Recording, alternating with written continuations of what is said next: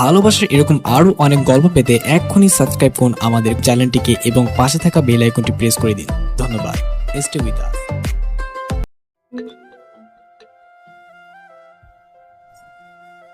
সবাই বলে এতিমদের কোনো ঠিকানা থাকে না, তাদের কোনো পরিচয় থাকে না। কিন্তু থাক, বেশি কিছু বলবো না, শুধু বলতে চাই আমি জানতাম না আমার এই ছেঁড়া শার্টের নিচে লুকিয়ে আছে হাজার কোটি টাকার এক রাজপুত্র। আমি নয়ন, নাকি হারিয়ে যাওয়া সে অসহায় ছেলেটি?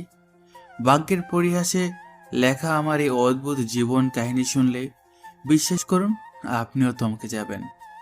গল্প জুড়ে থাকুন, আস্তে ধীরে সব বুঝবেন। আমি এখন শুধু নয়ন, আর আমার সাথে আছে আমার গার্লফ্রেন্ড, যাকে চাইলেও কোনোদিনও কষ্ট দিতে পারবো না। মিরপুর আগারগাঁওয়ের এক মেলাতে আমি আর মেহের, মানে আমার গার্লফ্রেন্ড, ঘুরতে এসেছি। হঠাৎ মেহের রাগী গলায় বলে, আল্লাহ, এই দেশে মানুষের কি কোনো কাজ কাম নাই?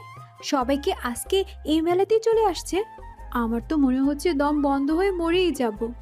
এই যে ভাই, একটু দেখে হাঁটুন না, আমার অন্যায় পাড়া দিয়ে তো ছিঁড়েই ফেললেন। এবার নয়নের দিকে ফিরে রাগে গলায় বলে, আর তুমি তুমি তো একটা মূর্তির মতো দাঁড়িয়ে আছো। কেউ যে আমাকে ধাক্কা দিয়ে ফেলে দিচ্ছে সেই দিকে তোমার কোনো খেয়াল আছে? নাকি তোমার ওই অফিসের ফাইলের হিসাব এখনো মাথায় ঘুরছে? আরে না, ফাইলের হিসাব হবে কেন?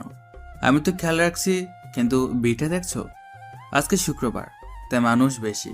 চলো, ওই দিকটা একটু ফাঁকা আছে, ওখানে কে দাঁড়াই। মেহের, ফাঁকা মানে ওই ডাস্টবিনের পাশে গিয়ে দাঁড়াবো? তোমার রোমান্সের রুচি দিন দিন মাটির নিচে চলে যাচ্ছে নয়ন। সেই দিন রিকশায় বললাম হাতির ঝিল যাব, তুমি নিয়ে গেলে কারওয়ান বাজার, মাছের আড়তের সামনে দিয়ে। গন্ধে আমার জান বের হয়ে যাচ্ছিল। আর তুমি বলছিলে মেহের দেখো মাছগুলো কত ফ্রেশ। মানে সিরিয়াসলি, মাছের ফ্রেশনেস দিয়ে আমি কি করব? আমি কি মাছ ভাজবো? হঠাৎ চোখ বড় বড় করে বলে, আই নয়ন, নয়ন, দেখো দেখো, নাগরদোলা। ও মাই গড, চলো চলো আমরা নাগরদোলায় উঠবো, প্লিজ প্লিজ প্লিজ। নাগরদোলা বাদে অন্য কিছুতে চড়ো। ওই যে ড্রাগন ট্রেন আছে, আর মেবি গো রাউন্ড। নাগরদোলাটা অনেক উঁচুতে ওঠে, আমার মাথা ঘোরায়, তুমি তো জানো। আবার আবার শুরু হলো তোমার ন্যাকামি। একটা জোয়ান ছেলে, সে বলে নাগরদোলে উঠলে মাথা ঘোরায়। আমার কাজিন রিফাতের ছেলেটা, বয়স মাত্র 5 বছর, ও তো গত বছর মেলায় এসে নাগরদোলায় চড়লো। আর তুমি? ছি নয়ন ছি, মানুষ শুনলে হাসবে। চলো তো, কিচ্ছু হবে না, আমি আছি তো। ভয় পেলে আমার হাত ধরে থাকো। কিন্তু আজকে আমি উঠবই। আমার অনেক দিনের শখ, আকাশ থেকে মেলা দেখবো। মেহের প্লিজ, আমার হাইট ফোবিয়া আছে। গতবার ফ্যান্টাসি কিংডমে গিয়ে কি অবস্থা হয়েছিল মন নেই? রোলার কোস্টারে ওঠার পর আমি প্রায় সেন্সলেস হয়ে গিয়েছিলাম।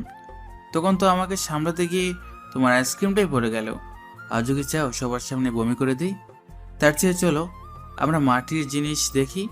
মাটির জিনিস ভালো, রিস্ক নেই। তুমি একটা বোরিং মানুষ, খ্যাত মাটির মানুষ মাটির জিনিসই দেখবে।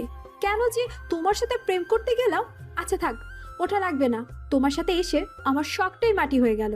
বিয়ের পর যদি আমাকে হানিমুনে কক্সবাজার না নিয়ে সুন্দরবনে নিয়ে যাও বাঘ দেখাতে, আমি কিন্তু সেই দিনই ডিভোর্স দিয়ে বাপের বাড়ি চলে আসবো বলে দিলাম। তারা সামনের দিকে হাঁটতে হাঁটতে হঠাৎ থেমে গিয়ে মিহির বলে, আচ্ছা শোনো, এই বাচ্চাটার হাতের বেলুনটা দেখেছো তো? লাল রঙের হার্ট শেপ বেলুন।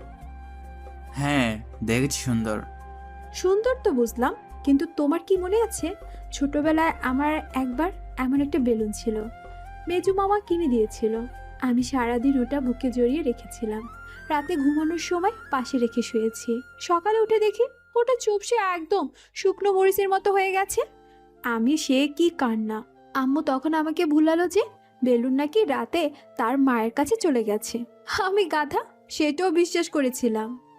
সে হঠাৎ নিজের গালে হাত দিয়ে বলে, ইস নয়ন, আমার গালে কি অনেক ধুলো জমেছে? হাতে দিলে কেমন খসখসে লাগছে।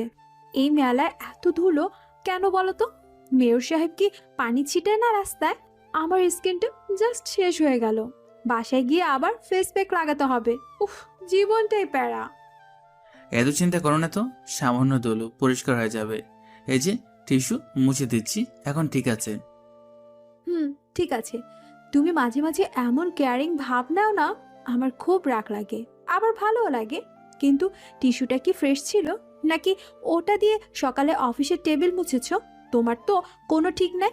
ছেলেদের প্যাকেটের টিস্যু আর ডাস্টবিনের কাগজ দুটোর মধ্যে কোনো পার্থক্য থাকে না। একদম নতুন প্যাকেট থেকে বের করা। বিশ্বাস না হলে প্যাকেট দেখাবো। থাক, দেখাতে হবে না। চলো ফুচকা খাবো, আমার জিভে জল চলে আসছে। কিন্তু খবরদার, কিন্তু তেঁতুল পানিটা মিনারেল ওয়াটার কিনা তা জিজ্ঞাসা করে নিবা। গতবার নিউ মার্কেটের সামনে ফুচকা খেয়ে আমার যা অবস্থা হয়েছিল, 3 দিন বাথরুমে কাটাতে হয়েছে আমার। আম্মু তো ভেবেছিল আমার কলেরা হয়েছে। কি যে একটা লজ্জা। ডাক্তার আঙ্কেল এসে আমাকে স্যালাইন দিচ্ছে, আর আমি ভাবছি, ইস, কালকে তো ভার্সিটিতে প্রেজেন্টেশন আছে। নয়ন আর মিহির ফুচকার দোকানের দিকে এগোয়। ঠিক সেই মুহূর্তেই তাদের থেকে মাত্র 5 হাত দূরে দাঁড়িয়ে আছেন ডিটেকটিভ রাশেদ। তার পরনে একটা ধূসর রঙের জ্যাকেট, হাতে এক তারা পুরনো ছবি। রাশেদ একটা খেলনার দোকানের সামনে দাঁড়িয়ে দোকানদারের সাথে কথা বলছেন। এই একটু ভালো করে দেখেন তো ছবিটা। এই ছেলেটা কি কখনো এই এলাকায় বা মেলায় দেখেছেন? 18 থেকে 19 বছর আগে হারিয়ে গিয়েছিল, এখন বয়স 25-এর মতো হবে। গায়ের রং উজ্জ্বল শ্যামলা, ভালো করে দেখেন। স্যার, এই মেলায় তো হাজার হাজার পোলাপান আসে, কার মুখ মনে রাখবো কোন? আর এই ছবি তো বাচ্চার ছবি, এখন বড় হয়ে কেমন হয়েছে কেমনে বুঝবো? তবে গতকাল একটা ছেলে আসছিল, চেহারায় একটু মিল আছে, কিন্তু সে তো কানের দুল পড়ছে। এই ছবিটাতে তো নাই। না, আমার টার্গেট কানে দুল পড়ে না। আচ্ছা ঠিক আছে, এই নাম্বারটা রাখেন। যদি সন্দেহজনক কাউকে দেখেন আমাকে জানাবেন। আসলে চৌধুরী সাহেব খুব অসুস্থ, ছেলেটাকে না পেয়ে। রাশেদের কথা শেষ হওয়ার আগের পাশের ফুচকার দোকান থেকে মিহিরের গলার আওয়াজ ভেসে আসে। রাশেদ একবার পেছনে তাকান, কিন্তু ভিড়ের কারণে কাউকে স্পষ্ট দেখতে পান না। মিহির ফুচকার বাটি হাতে নিয়ে চিৎকার করে বলে, ও মামা, এটা কি দিলেন? এটা কি আপনি টক বলেন? এটা তো মনে হচ্ছে চিনি শরবত। আমি কি আপনাকে মিষ্টি ফুচকা দিতে বলেছি? ঝাল কোথায়? মরিচ কি বাংলাদেশে নিষিদ্ধ হয়ে গেছে? আর এই যে আলুটা, এটা কি গতকালে সিদ্ধ করা? কেমন যেন গন্ধ লাগছে। মেয়ে রাস্তায় সবাই দেখাচ্ছে ডক্টর ঠিকই আছে, তুমি বেশি জাল খাও তাই তোমার কাছে মিষ্টি লাগছে। মামা, ওকে আর একটু কাঁচামরিচ কুচি দিন তো। তুমি চুপ করো তো। তুমি তো পচা জিনিসও অমৃত বলে খেয়ে ফেলো। সেদিন যে বাসি বিরিয়ানি খেয়ে বললে, বাহ, দারুণ টেস্ট। আমি বুঝি না। মামা শোনেন, এই ফুচকায় যদি আমি সন্তুষ্ট না হই, আমি কিন্তু আপনার নামে ভোক্তা অধিকারে মামলা করব না, সোজা ফেসবুকে লাইভ করব। আমার ফ্রেন্ড লিস্টে কিন্তু 5,000 ফ্রেন্ড, সবাই এসে আপনার দোকান ঘেরাও করবে, তখন বুঝবেন। না না পা, রাগ করবেন না, আমি স্পেশাল বোম্বাই মরিচের আচার দিচ্ছি, একদম অরিজিনাল। এই নেন, খেয়ে দেখেন। ডিটেকটিভ রাশেদ ফুচকার দোকানের দিকে এক কদম এগিয়ে আসেন। তার মনে হয় পরিচিত কোনো কণ্ঠস্বর। কিন্তু ঠিক সেই মুহূর্তে একটা ঢোলের বাদ্যি বাজিয়ে একটা লোক মেলার ভেতর দিয়ে শোভাযাত্রা নিয়ে যায়। ঢোলের প্রচণ্ড শব্দে রাশেদ আর কিছু শুনতে পান না। নেই ধুর, এই মেলার আওয়াজে কান ঝালাপালা হয়ে গেল। মনে হয় ভুল শুনেছি। যাই, ওই পশ্চিম পাশের গেটটাতে একটু খোঁজ নেই। রাশেদ উল্টো দিকে ঘুরে ভিড়ের মধ্যে মিশে যান। নয়ন ফুচকার বাটিটা মিহিরের হাত থেকে নিয়ে তাকে খাইয়ে দিতে যায়। উফ, ঝাল ঝাল। উফ, পানি দাও, পানি দাও, পানি দাও। নয়ন, তুমি কি আমাকে মেরে ফেলার প্ল্যান করেছো? মামা, কি মরিচ দিল এটা? আমার কান দিয়ে ধোঁয়া বের হচ্ছে। আল্লাহ, আমি মরেই গেলাম গো। পানি দাও। উফ, পানি দাও না কেন? তুমি কি বোতলের ছিপি খুলতে পারো না? ইঞ্জিনিয়ারিং পড়েছো কি করতে, হ্যাঁ? এই নাও খাও। তোমাকে বললাম বেশি চাল নিও না, শুনলে না তো? এখন কেমন লাগছে? তুমি একটা নির্দয় লোক। নয়, আমি চালে মরে যাচ্ছি, আর তুমি আমাকে জ্ঞান দিচ্ছ। তোমার উচিত ছিল মামাকে ধমক দেওয়া, কিন্তু তুমি তো সেটা করবে না। তুমি তো খুব ভদ্রলোক। উফ, জিব্বাটা গেল গো গেল। শোনো, এখন আমাকে আইসক্রিম খাওয়াতে হবে, ভ্যানিলা না, চকোবার। আর যদি বলো আইসক্রিম খেলে ঠান্ডা লাগবে, তাহলে কিন্তু এই পানির বোতল তোমার মাথায় ভাঙবো। আচ্ছা বাবা, চলো আইসক্রিম খাবো, কিন্তু তার আগে চলো একটু ওই মাটির ব্যাংকের দোকানটার দিকে আমার একটা ব্যাংক কেনা দরকার। মাটির ব্যাংক? তুমি কি এখন টাকা জমানো শুরু করবে? কেন, আমাদের কি বিয়ের বাজেট কম পড়েছে? শোনো, আমি কিন্তু আগেই বলেছি, আমার বিয়ের শাড়িটা মিরপুর বেনারসি পল্লী থেকে নিতে হবে। আর গায়ে হলুদে আমি কাঁচা ফুলের গহনা পরবো। প্লাস্টিকের ফুল আনলে আমি কিন্তু স্টেজে উঠবো না। আর হ্যাঁ, তোমার ওই গিফটটা বন্ধুদের বলবা, গিফট যেন ভালো হয়। গতবার সুমির বিয়েতে ওরা 6 জন মিলে একটা দেয়াল ঘড়ি দিয়েছে। মানে সিরিয়াসলি, দেয়াল ঘড়ি? এখন কি কেউ সময় দেখার জন্য দেয়াল ঘড়ি ব্যবহার করে? মোবাইলে তো সময় দেখা যায়। আরে না, বিয়ের জন্য না, এমনি খুচরা পয়সাগুলো পকেটে থাকলে খরচ হয়ে যায়, তাই ভাবলাম জমাই। আর বিয়ের কথা যখনই বললে, তোমার বাবা কি রাজি হবে আমার মতো এতিম ছেলের সাথে তোমার বিয়ে দিতে? আমার তো কোনো পরিচয় নেই মেহের, না আছে বাবা মায়ের কোনো নাম, না আছে বড় কোনো বংশ মর্যাদা। আমি তো এতিম, আমি তো এতিমখানায় বড় হয়েছি। ওই দেখো, ওই মেয়েটা কি সুন্দর একটা গাজরা পরেছে। চলো তো, আমাকে একটা গাজরা কিনে দাও। আর আব্বুর কথা বাদ দাও, আব্বু একটু রাগি, কিন্তু আমি ম্যানেজ করে নিব। আর বংশ দিয়ে কি হয়? মানুষ কি বংশ ধুয়ে পানি খায়? তুমি ভালো, তুমি আমাকে ভালোবাসো, সেটাই তো বড় পরিচয়। আর যদি আব্বু রাজি না হয়, কাজী অফিস তো আছে, পালিয়ে গিয়ে বিয়ে করে ফেলবো। আর সাক্ষী হিসেবে তোমার এতিমখানার কয়েকজন বজ্জাত বন্ধু তো আছে। চলো তো এখন, সেন্টিমেন্টাল ডায়লগ দিও না, আমার আইসক্রিম খাওয়ার মুহূর্তে নষ্ট হয়ে যাচ্ছে। মিহির নয়নের হাত ধরে টানতে টানতে আইসক্রিমের দোকানের দিকে নিয়েছেন। নয়ন মিহিরের হাসি মুখের দিকে তাকিয়ে থাকে। সে জানে না তার আসল পরিচয় এবং বংশমর্যাদা এই মেলার ভিড়েই কোথাও লুকিয়ে আছে, যা তাকে খুঁজছে। আর মিহির জানে না সে যার হাত ধরে আছে সে আসলে এই শহরের অন্যতম শ্রেষ্ঠ ধনী পরিবারের রাজপুত্র। এই যে মামা, 2টা চকোবার দেন। আর শোনেন, আইসক্রিম কি গলে গেছে? ফ্রিজ কি ঠিক মতো চলে নাকি কারেন্ট নাই? গলে গেলে কিন্তু টাকা দেব না। নয়ন, তুমি কি জানো, ছোটবেলায় আমি ভাবতাম আইসক্রিমওয়ালারা আইসক্রিমের কাঠির নিচে টাকা লুকিয়ে রাখে। আমি একবার 10টা আইসক্রিম খেয়েছিলাম শুধু টাকার লোভে। শেষে ঠান্ডা লেগে নিউমোনিয়া হয়ে গিয়েছিল। আম্মু যা পিটানি দিয়েছিল না, উফ, মনে পড়লে এখনো পিঠ জ্বলে। তোমার ছোটবেলার গল্প শুনলে মনে হয় তুমি একটা ডন ছিলে। আচ্ছা, আইসক্রিমটা নাও, গলে যাচ্ছে তো। গলে যাবে কেন? আমি কি এত স্লো খাই? আর তুমি হাসছো কেন? আমাকে মার খাওয়ার গল্প শুনে তোমার খুব মজা লাগছে না? দাঁড়াও, বিয়ের পর তোমাকে যখন ঝাড়ু দিয়ে দৌড়ানি দেব, তখন বুঝবে মজা কারে কয়। আচ্ছা ম্যাডাম, আপনার দৌড়ানি খেতে আমি সর্বদাই প্রস্তুত। আচ্ছা শোনো, এখান থেকে বের হয়ে কিন্তু রিক্সা পাওয়া যাবে না। চলো আগারগাঁও মেট্রো স্টেশনের দিকে দাঁড়াই। মেট্রোতে ভিড় হবে, কিন্তু এসি তো আছে। এই গরমে বাসে ওঠার চেয়ে মেট্রোতে দাঁড়িয়ে থাকাও ভালো। তোমার কি মেট্রো কার্ড আছে, নাকি সেটাও আমাকে রিসার্চ করে দিতে হবে? কার্ডে টাকা আছে, আর না থাকলেও সমস্যা নেই, হেঁটে যাব। হাঁটলে শরীর ভালো থাকে। হেঁটে যাব মিরপুর পর্যন্ত? তুমি কি পাগল হয়ে গেছো, নাকি আমাকে মেরে ফেলার নতুন ফোন দিয়ে এটা? আমার হিল জুতার 12টা বেজে যাবে। একদম চুপ, আমরা মেট্রোতেই যাব। আর শোনো, কালকে কিন্তু আমার জন্য সেই নীল শার্টটা পরে অফিসে আসবা। অন্য কোনো কালার পরলে আমি তোমার সাথে লাঞ্চ করব না বলে দিলাম। তারা কথা বলতে বলতে মেলার ভিড় ঠেলে প্রস্থান গেটের দিকে এগোয়। পেছনে ডিটেকটিভ রাশেদ আবার সেই ফুচকাওয়ালার কাছে ফিরে আসেন। এই যে ভাই, একটু আগে এখানে একটা ছেলে আর একটা মেয়ে ঝগড়া করছিল না? মেয়েটা খুব চিল্লাচিল্লি করছিল, ছেলেটার পরনে কি চেক শার্ট ছিল? হ স্যার, ছিল তো। মেয়েটা তো আবার মাথা ধইরা ফেলাইছে বকবক কইরা, কিন্তু তারা তো চলে গেল ওইদিকে। ধুর, মিস হয়ে গেল। ছেলেটার গলার আওয়াজটা খুব চেনা চেনা লাগছিল। রাশেদ ভিড়ের মধ্যে দৌড় শুরু করেন, কিন্তু ততক্ষণে নয়ন আর মেহের অন্যদিকে চলে যায়। নিয়তি তাদের এখনো মুখোমুখি করতে চায় না। এই হলো গল্পের নায়ক নয়ন আর নায়িকা মেহের। নয়ন এতিমখানায় বড় হয়েছে। সে কে বা তার বাবা মা কে তার সে জানা নেই। মেহেরের সাথে তার পরিচয় প্রায় 12 বছর। নয়ন যে এতিমখানায় পড়াশোনা করতো বা থাকতো, সেখানে গ্রামের অন্যান্য ছাত্রছাত্রীরাও পড়াশোনা করতো। সেখান থেকে তাদের পরিচয়, প্রথমে বন্ধুত্ব, তারপর ভালোবাসা। কিন্তু এই ভালোবাসা কি শেষ অবধি থাকবে? সেটাই হলো প্রশ্ন। আর ডিটেকটিভ রাশেদের পরিচয় আস্তে ধীরে পাবে।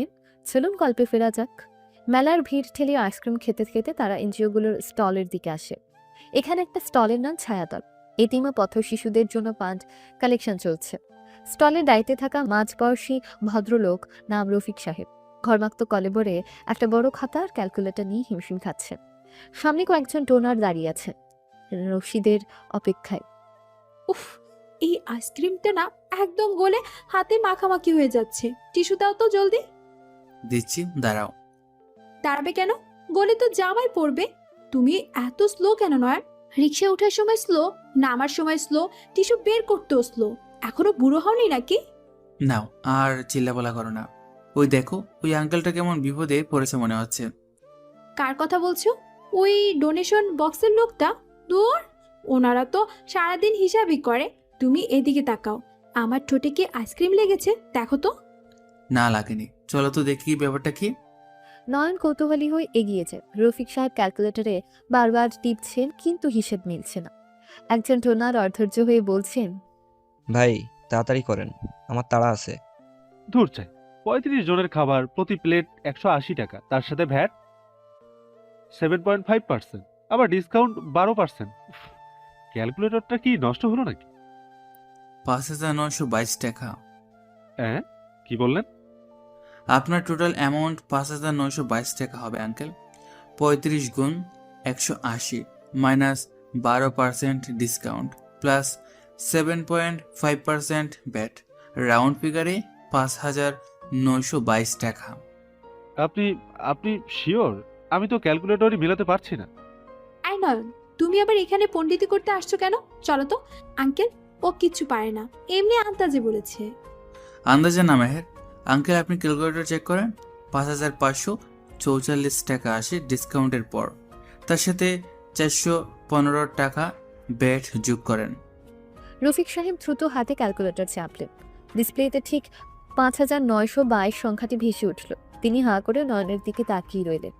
বাবা, তুমি তো সাংঘাতিক। আমি গত ১০ মিনিট ধরে এটা মেলাতে পারছিলাম না, তুমি মুখের কথা সব বের করে দিলে। তুমি কি গণিতের ছাত্র? না আঙ্কেল, আমি কমার্সে পড়েছি ঠিকই, কিন্তু জানি না, সংখ্যাগুলো দেখলে মাথায় অটোমেটিক হিসাব চলে আসে, মনে হয় চোখের সামনে ভাসছে। কি? তুমি কি রোবট নাকি এলিয়েন? সেই দিন রিক্সা ভাড়া ২০ টাকা কম দিতে গিয়ে আধা ঘন্টা ঝগড়া করলা, আর এখন সেকেন্ডের মধ্যে ভ্যাট ট্যাক্স বের করে দিচ্ছ? আরে ওটা তো এমনি মাথায় এলো হুট করে। হুট করে মাথায় আসবে কেন? তোমার মাথায় কি ক্যালকুলেটর ফিট করা আছে? নাকি তুমি লুকিয়ে লুকিয়ে ব্যাংকের চাকরির প্রিপারেশন নিচ্ছ আর আমাকে বলো না? আরে না বাবা, চলো তো এখান থেকে, আঙ্কেল আসছে। রফিক সাহেব মুগ্ধ হয়ে ছেলেটার যাওয়ার পথের দিকে তাকিয়ে থাকেন। নয়ন আর মেহের ভিড় কাটিয়ে একটু ফাঁকা জায়গায় এসে দাঁড়ায়। শোনো, তোমার ওই হিউম্যান ক্যালকুলেটর ব্রেন দিয়ে কি সংসার চালানো যাবে, নাকি শুধু মানুষের উপকারই করবা? মানে হলো, কালকে যে পেঁয়াজের দাম বাড়লো, সেটা কি তোমার ওই মাথায় ঢুকেছে, নাকি ভ্যাট ট্যাক্স নিয়ে বিজি ছিলা? আমার কিন্তু হিসাব করে চলতে ভালো লাগে না। আমি চাইবো শাড়ি, তুমি যদি তখন ক্যালকুলেটর বের করে বলো, মেহের এখন বাজেট নাই, ভ্যাট বেশি, তাহলে কিন্তু এই ক্যালকুলেটর আমি ভেঙে ফেলবো। বাঙ্গা লাগবে না, তোমার শাড়ির বাজেট আমি আলাদা করে রাখবো, ব্যাট ছাড়াই। হাসছে আমার বড়লোক জামাই, পকেটে তো ফুচকা খাওয়ার টাকাই থাকে না, সে নাকি শাড়ি দিবে। শোনো, আমাকে যদি প্রতি ঈদে 2টা করে শাড়ি না দাও, তাহলে আমি কিন্তু বাপের বাড়ি গিয়ে বসে থাকবো। সমস্যা কি, আমি গিয়ে নিয়ে আসবো। মেহের নয়নের বাহুতে আলতো চিমটি কেটে বলে, পরে আমার রোমান্টিক হিরো নিয়ে আসবা।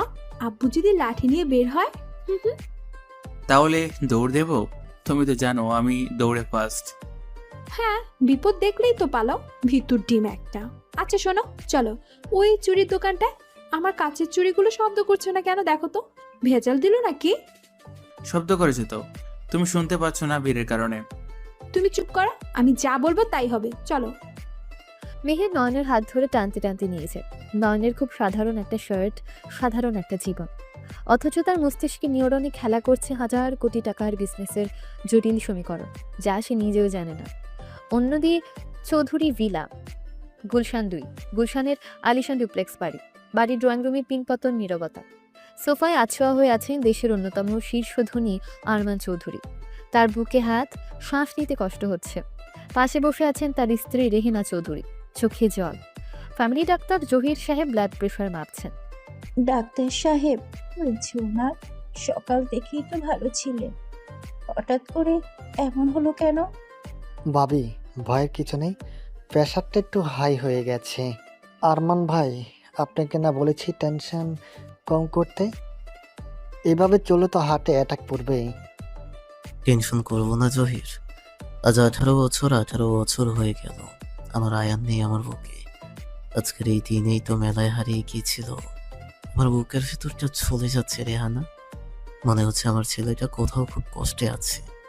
তুমি শান্ত হও প্লিজ, আল্লাহ আছে, তিনি ঠিকই আমাদের ছেলেকে ফিরিয়ে দেবেন। আমি কাল রাতে স্বপ্ন দেখেছি আমাদের আয়ার ফিরে এসেছে, বড় হয়েছে, দেখতে একদম তোমার মতো হয়েছে। স্বপ্ন? 18 বছর ধরে শুধু স্বপ্নই দেখে আসছি রেহানা, বাস্তবে তো কিছুই পেলাম না। আমার এত টাকা এত সম্পদ সব কার জন্য? যদি আমার ছেলেটাই না থাকে তাহলে এই চৌধুরী গ্রুপ দিয়ে আমি কি করব? আগুন লাগিয়ে দাও সব কিছুতে। আরমান ভাই, শান্ত হন, উত্তেজিত হবেন না। এই ইঞ্জেকশনটা দিচ্ছি, একটু ঘুম দরকার আপনার। ওগো চুপ করো, দেখো ডাক্তার সাহেব কি বলছে। রাশেদ সাহেবকে ফোন দিয়েছিলে, কোনো খবর আছে? রাশেদ? রাশেদ তো অপদার্থ। কত টাকা দিলাম, কত বছর ধরে খুঁজছি, কিছুই পাই না। আমার মনে হয় ও মিথ্যা আশ্বাস দিচ্ছে। নিরাশ হয়েও না, আল্লাহ চাইলে সব সম্ভব। তুমি একটু ঘুমানোর চেষ্টা করো। ঘুম আসে না রেহানা।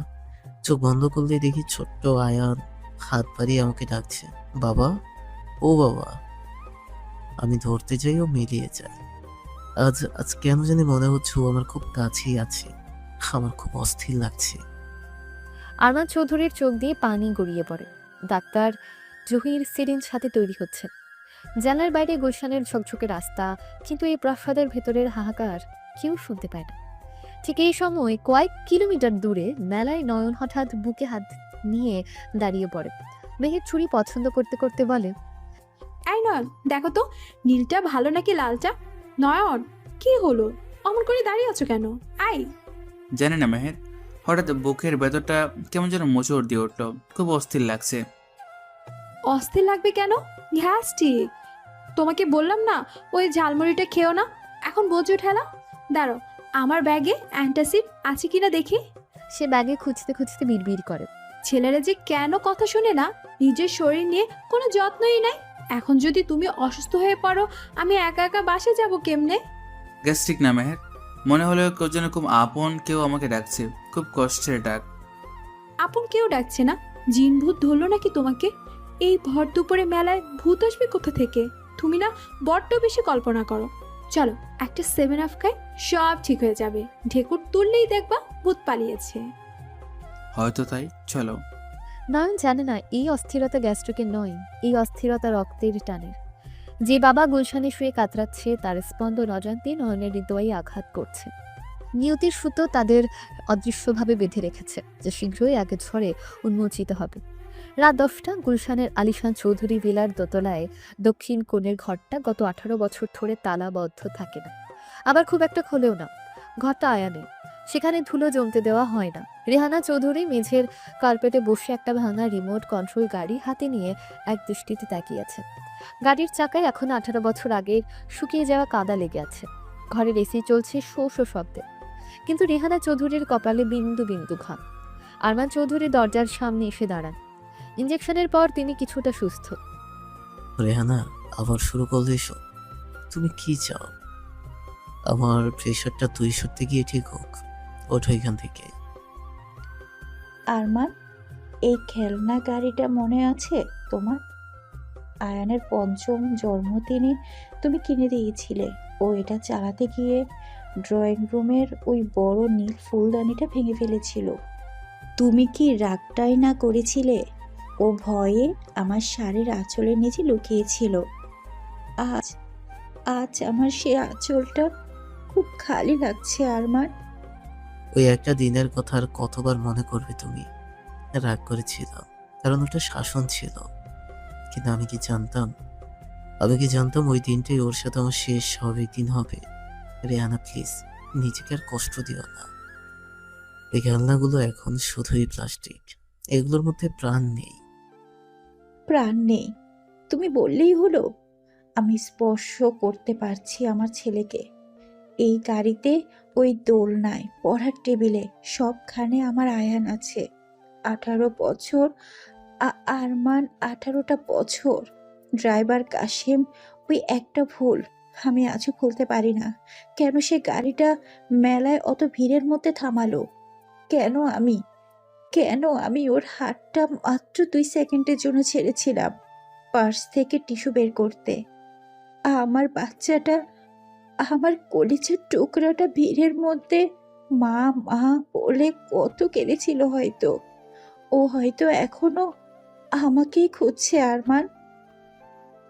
রেহানা, শান্ত হও। কাশেমকে আমি শাস্তি দিয়েছি, তাকে জেল খাটিয়েছি, কিন্তু তাতে কি আমার ছেলে ফিরে এসেছি? আসেনি। আমরা পুলিশ লাগিয়েছি, র্যাব লাগিয়েছি, পেপার বিজ্ঞাপন দিয়েছি, যা করার সব করেছি, কিন্তু আল্লাহ হয়তো চাননি। আল্লাহ চাইনি বলো না, আল্লাহ পরীক্ষা নিচ্ছেন আমাদের। কিন্তু আজ আজ আমার মন বলছে সে পরীক্ষার শেষ সময় এসেছে। সকাল থেকে আমার বাম চোখের পাতাটা সামনে লাফাচ্ছে আরমান।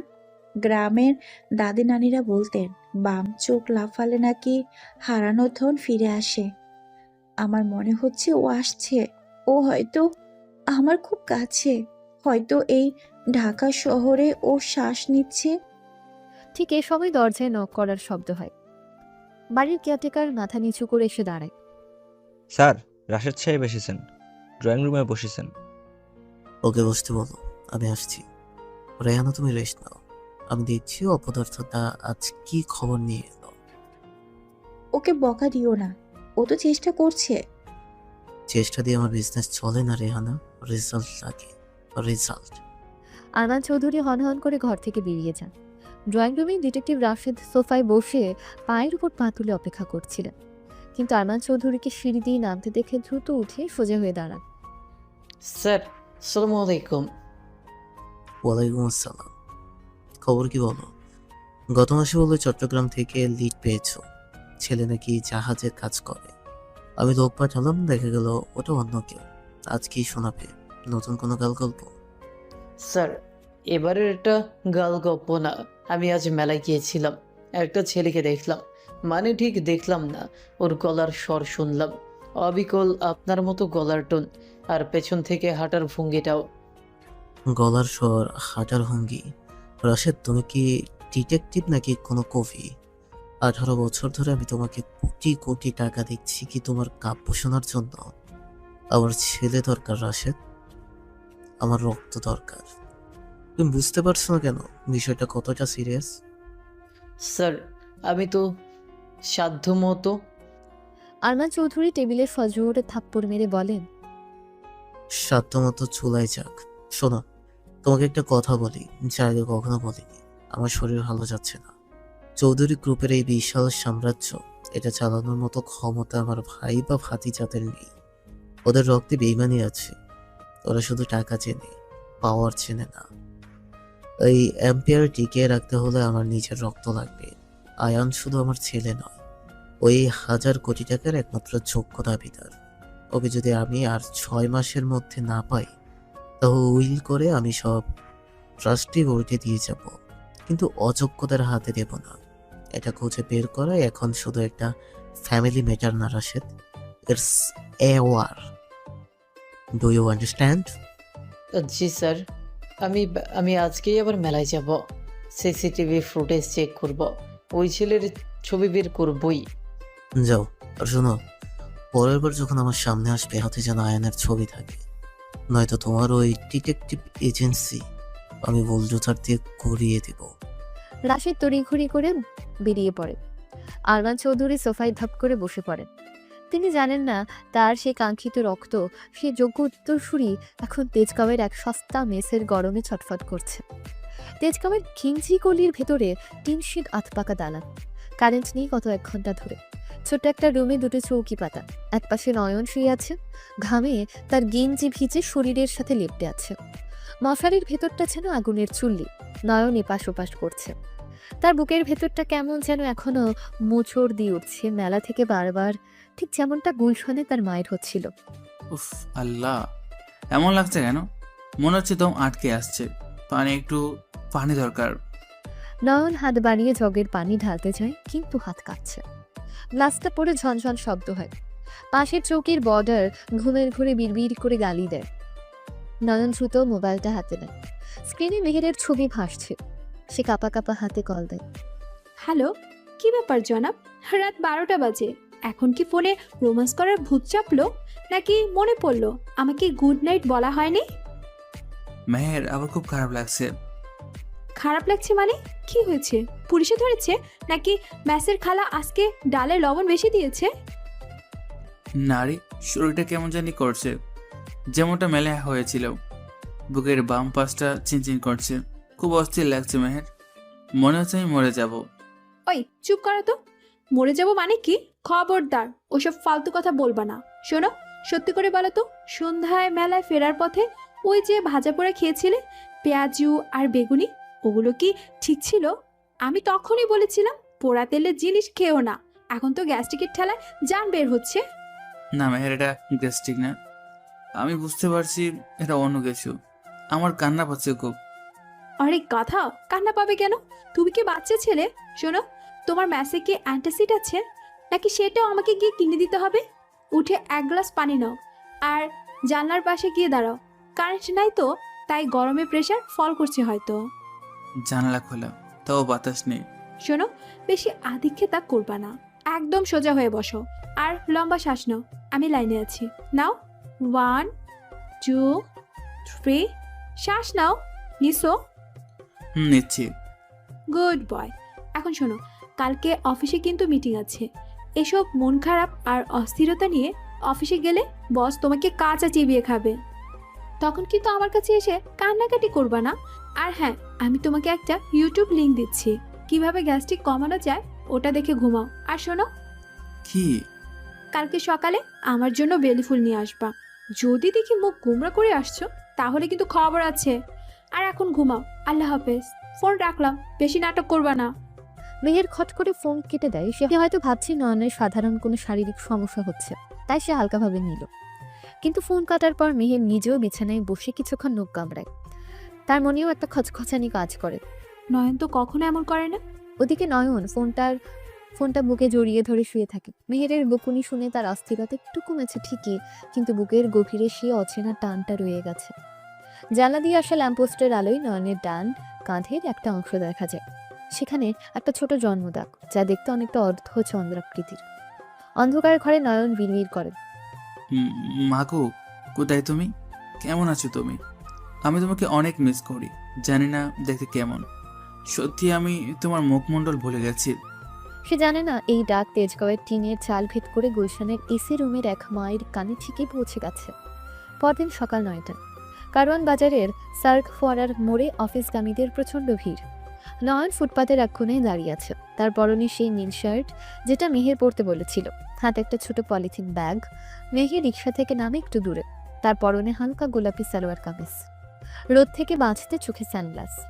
নয়নকে দেখে এসে গদগদ করে এগিয়ে আসে, কোমরে হাত দিয়ে বলে, কি হিরো, দাঁড়িয়ে আছো কেন মূর্তির মতো?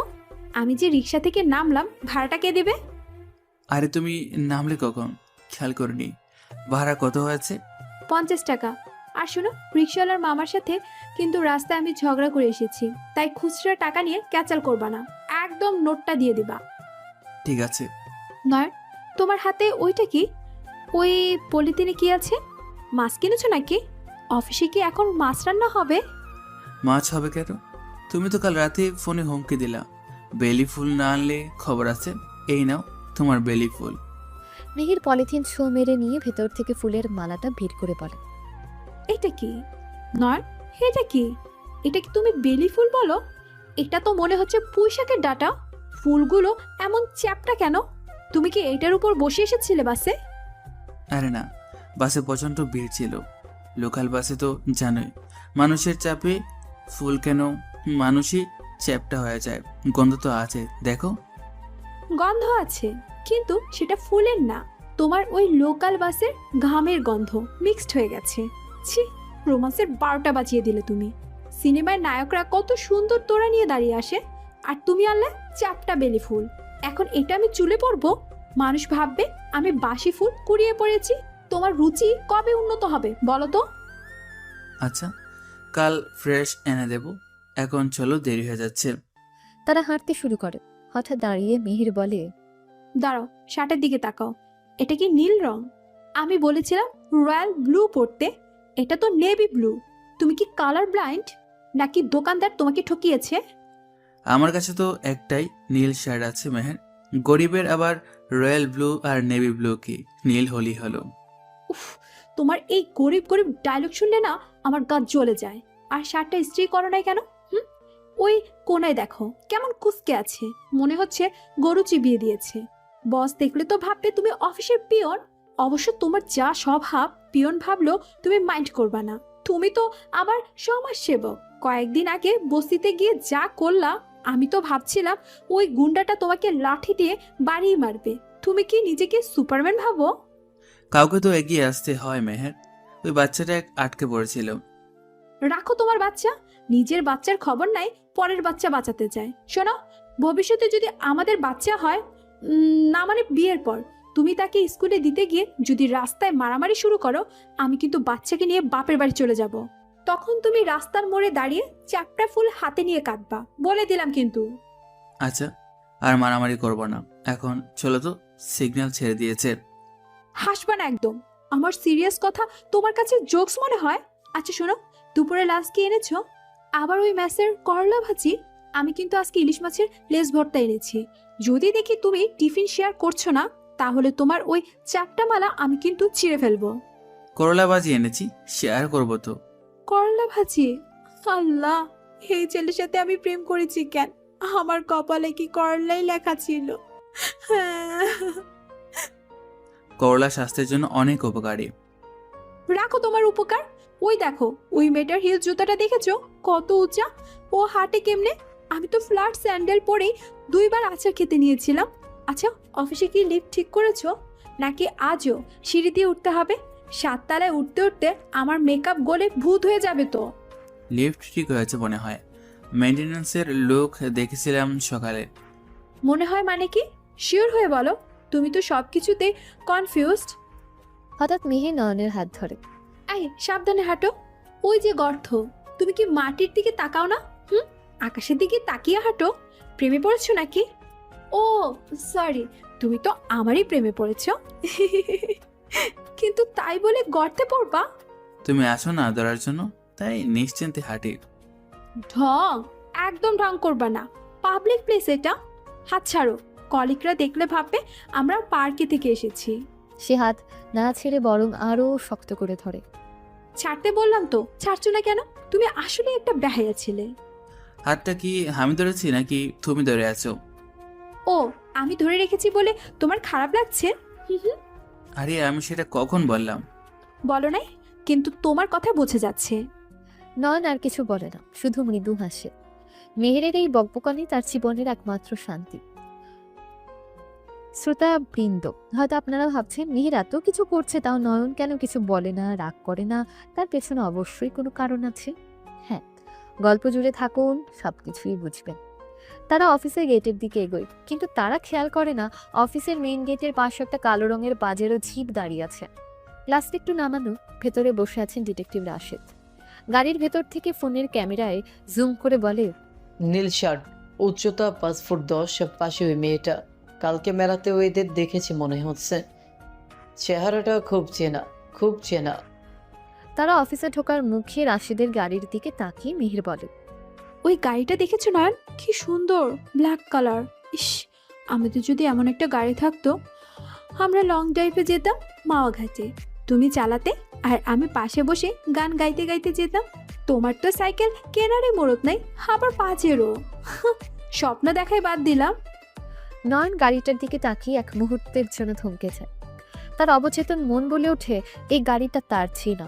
খুব ছোটবেলায় এমন গাড়িতে চড়ার স্মৃতি ভাসে। ইনশাল্লাহ মেহের, একদিন হবে, সব হবে। হবে হবে, ঘোড়ার ডিম হবে। চলো এখন, বায়োমেট্রিক দিতে হবে। দেরি হলে বেতন কাটবে। তখন ওই চ্যাপটা ফুলও জুটবে না কপালে। মেহে নয়নকে টেনে অফিসের ভেতরে নিয়ে যায়। রাশেদ গাড়ির গ্লাস তুলে দেয়। সন্ধ্যা গড়িয়ে রাত নামছে। অফিসের বাস থেকে নেমে রিকশায় করে মিরপুরের কালশি রোড দিয়ে ফিরছিল নয়ন আর মিহির। হঠাৎ রিকশা জ্যামে আটকে যায়। সামনে ধুলোর কুণ্ডুলি, মানুষের আর্তনাদ আর বুলডোজারের যান্ত্রিক গর্জন। রাস্তার একপাশে একটা বস্তি উচ্ছেদ করতে এসেছে একদল মাস্তান টাইপ লোক, সাথে বিশাল বুলডোজার। বস্তির মহিলারা আসবাবপত্র বুকে জড়িয়ে রাস্তায় বসে কাঁদছে। পরিবেশটা রণক্ষেত্রের মতন। হো আল্লাহ, নয়ন সামনে দেখো, ওগুলো কি?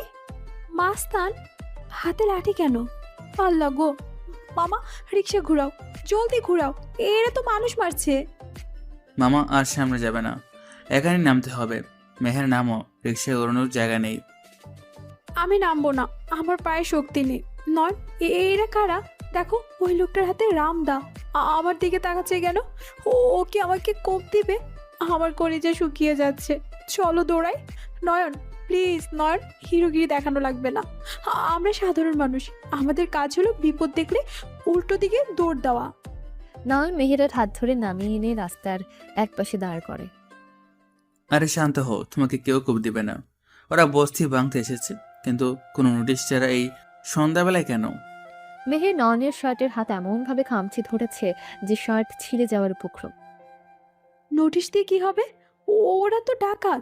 নয়ন, আমার শ্বাসকষ্ট হচ্ছে। আমার ছোট মামার কথা মনে আছে। ওই যে রাজশাহীর মামা, একবার মামার বাসায় রাত 3টায় চোর এসেছিল। আমার মামা ভয়ে খাটের নিচে ঢুকে গিয়েছিল, সাথে আমাকেও টেনে নিয়েছিল। আমি তখন ছোট, আমি ভাবছি মামা আমার সাথে লুকোচুরি খেলছে। আমি চোরকে দেখে বলেছিলাম, আঙ্কেল মামা খাটের নিচে। চোর তো হাসতে হাসতে শেষ, কিন্তু লোকগুলো তো হাসবে না, এরা তো মেরেই ফেলবে। ওই দেখো, ওই ছেলেটাকে থাপ্পড় মারলো। আল্লাহ, আমার হার্টবিট মিস হচ্ছে। তুমি কি শুনতে পাচ্ছ? আমার হার্টবিটের শব্দ ধুপ ধুপ করছে। দেখো বুকে হাত দিয়ে। মেহের প্লিজ, এখন ছোট মামার চোরের গল্প বাদ দাও আর বুকে হাত দেওয়ার কথা বলছো। পাগল নাকি তুমি? মাথাটা কি পুরোপুরি গেছে? পরিস্থিতিটা দেখো মেহের, ওই মহিলাটাকে ওরা ধাক্কা দিয়ে ড্রেনে ফেলে দিল। এটা অন্যায়। অন্যায় তো অনেক কিছুই হয়, তাই বলে তুমি কি জাজ হবে? তুমি কি সুপারম্যান? ওই দেখো বুলডোজারটা ঘরের উপরে উঠে যাচ্ছে। আমার মনে হচ্ছে ওই বুলডোজার আমার বুকের উপর দিয়ে যাচ্ছে। চলো আমরা ওই চিপা গলি দিয়ে পালাই। আমার আম্মু আমাকে কসম দিয়েছে ঝগড়াঝাটির মধ্যে যেন না যাই। আমি যদি আজকে মারা যাই, আম্মু আমাকে হসপিটালে এসে আরেকবার মারবে। চলো না প্লিজ, তুমি আমার কথা শুনছো না কেন? তুমি কি বধির হয়ে গেছো? নয়ন মেহেরের কোনো কথাই কান দেয় না। তার চোখ তখন স্থির হয়ে আছে সামনে দাঁড়িয়ে থাকা মাস্তানদের লিডার টাইগারের দিকে। টাইগার একটা টিনের চালে লাঠি দিয়ে বাড়ি মেরে সবাইকে সরে যেতে বলেছে। নয়নের চোয়াল শক্ত হয়ে ওঠে, তার শরীরের ভাষা বদলে যায়। সে মেহেরের হাতটা আলতো করে ছাড়িয়ে নেয়। হাত ছাড়লা কেন? নয়, তুমি কোথায় যাচ্ছ? আমি ওখানে যাচ্ছি। তুমি কি পাগল হয়ে গেছো? ওরা আমাকে ভর্তা বানিয়ে ফেলবে। ও ভাই, কেউ ধরেন ওকে, আমার বয়ফ্রেন্ড সুইসাইড করতে যাচ্ছে। নয়ন, নয়ন। নয়ন ধীর পায়ে কিন্তু অত্যন্ত আত্মবিশ্বাসের সাথে মাস্তানদের জটলার মাঝখানে গিয়ে দাঁড়ায়। টাইগার নয়নকে দেখে লাঠি উঠিয়ে বলে, ওই হিরো, কে তুই? হিরোগিরি মারাইতে আইসস? যা ভাগ, নাহলে হাড় গরু ভাইঙ্গা হাতে ধরাই দিমু। লাঠিটা নামিয়ে কথা বলুন, হাড়গুড় ভাঙ্গা এত সহজ না। কি, তোর এত বড় সাহস? তুই জানোস আমি কে? আমি এলাকার বাঘ। আমার লগে তোর পাস? মেহের দূরে দাঁড়িয়ে নিজের ওড়না মুখে পুরে বিড়বিড় করছে। আল্লাহ, শেষ। নয়, আজ শেষ। ওর জানাজা পড়ানো লাগবে। বাঘের সাথে কেউ তর্কে যায়, আমি এখন ওর লাশ কিভাবে বাসায় নিয়ে যাব? অ্যাম্বুলেন্স ভাড়া কত নেবে?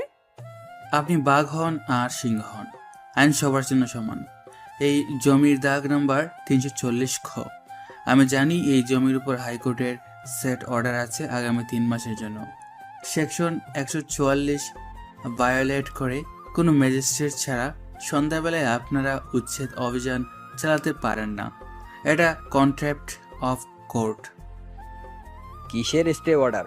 কিসের কোর্ট? আমাকে বস পাঠাইছে, আমরা ভাইঙ্গা দিয়া যাবো। আপনার বস যেই হোক, তিনি নিশ্চয়ই চান না কাল সকালে মিডিয়া এবং কোর্ট তাকে তলব করুক। এই মুহূর্তে এখানে মিডিয়া আসছে, আমি লাইভ করলে আপনার বসের কেরিয়ার এবং আপনার এই বাঘ পরিচয় দুটি বিপদে পড়বে। এই জমি নিয়ে সিভিল স্যুট পেন্ডিং আছে। আপনারা যদি এখন একটা ইটও সরান, তাহলে জামিন অযোগ্য ধারায় মামলা হবে। আর বিশ্বাস করুন, আপনার বস তখন আপনাকে চিনবও না। এখন ডিসিশন আপনার, জেল খাটবেন নাকি চলে যাবেন। নয়নের গলার টোন, তার ইংরেজি শব্দের উচ্চারণ এবং চোখের চাহনিতে এমন এক আভিজাত্য ছিল যে টাইগার এবং তার সাঙ্গপাঙ্গরা কনফিউজড হয়ে যায়। সাধারণ কোনো পাবলিকের এভাবে কথা বলার সাহস বা জ্ঞান থাকার কথা না। টাইগার ভাবে এই হয়তো কোনো বড় সাংবাদিক, বড় কারো আত্মীয়। না না না না, মানে বস তো কইলো ক্লিয়ার করতে। আচ্ছা, আমরা খোঁজ নিয়ে দেখতেছি। এই তোর আয়, মেশিন থামা। স্যারের কি যেন কয়? টাইগার তার দলবল নিয়ে একটু দূরে গিয়ে ফোনে কথা বলতে শুরু করে এবং তারপর বুলডোজার ঘুরিয়ে চলে যেতে থাকে। বস্তির লোকেরা অবাক হয়ে নয়নের দিকে তাকিয়ে থাকে। কেউ কেউ এসে তাকে সালাম দিতে চায়, কিন্তু মাস্তানরা চলে যাওয়ার সাথে সাথে নয়নের সে গাম্ভীর্য ধপ করে নিভে যায়। সে কাঁপা কাঁপা পায়ে মিহিরের কাছে ফিরে আসে। তুমি ঠিক আছো? ওরা চলে গেল? তুমি কি ওদের জাদু করেছো, নাকি তুমি আসলে পুলিশের আইজি ছিলে আগের জন্মে? উফ মেহের, পানি আছে, আমার পা কাঁপছে, আমার কলেজে মনে হয় গলার কাছে চলে আসছিল। আমি ভাবছিলাম ওই লোকটা আমাকে একটা লাঠি দিয়ে বাড়ি মারবে, আল্লাহ বাঁচাইছে।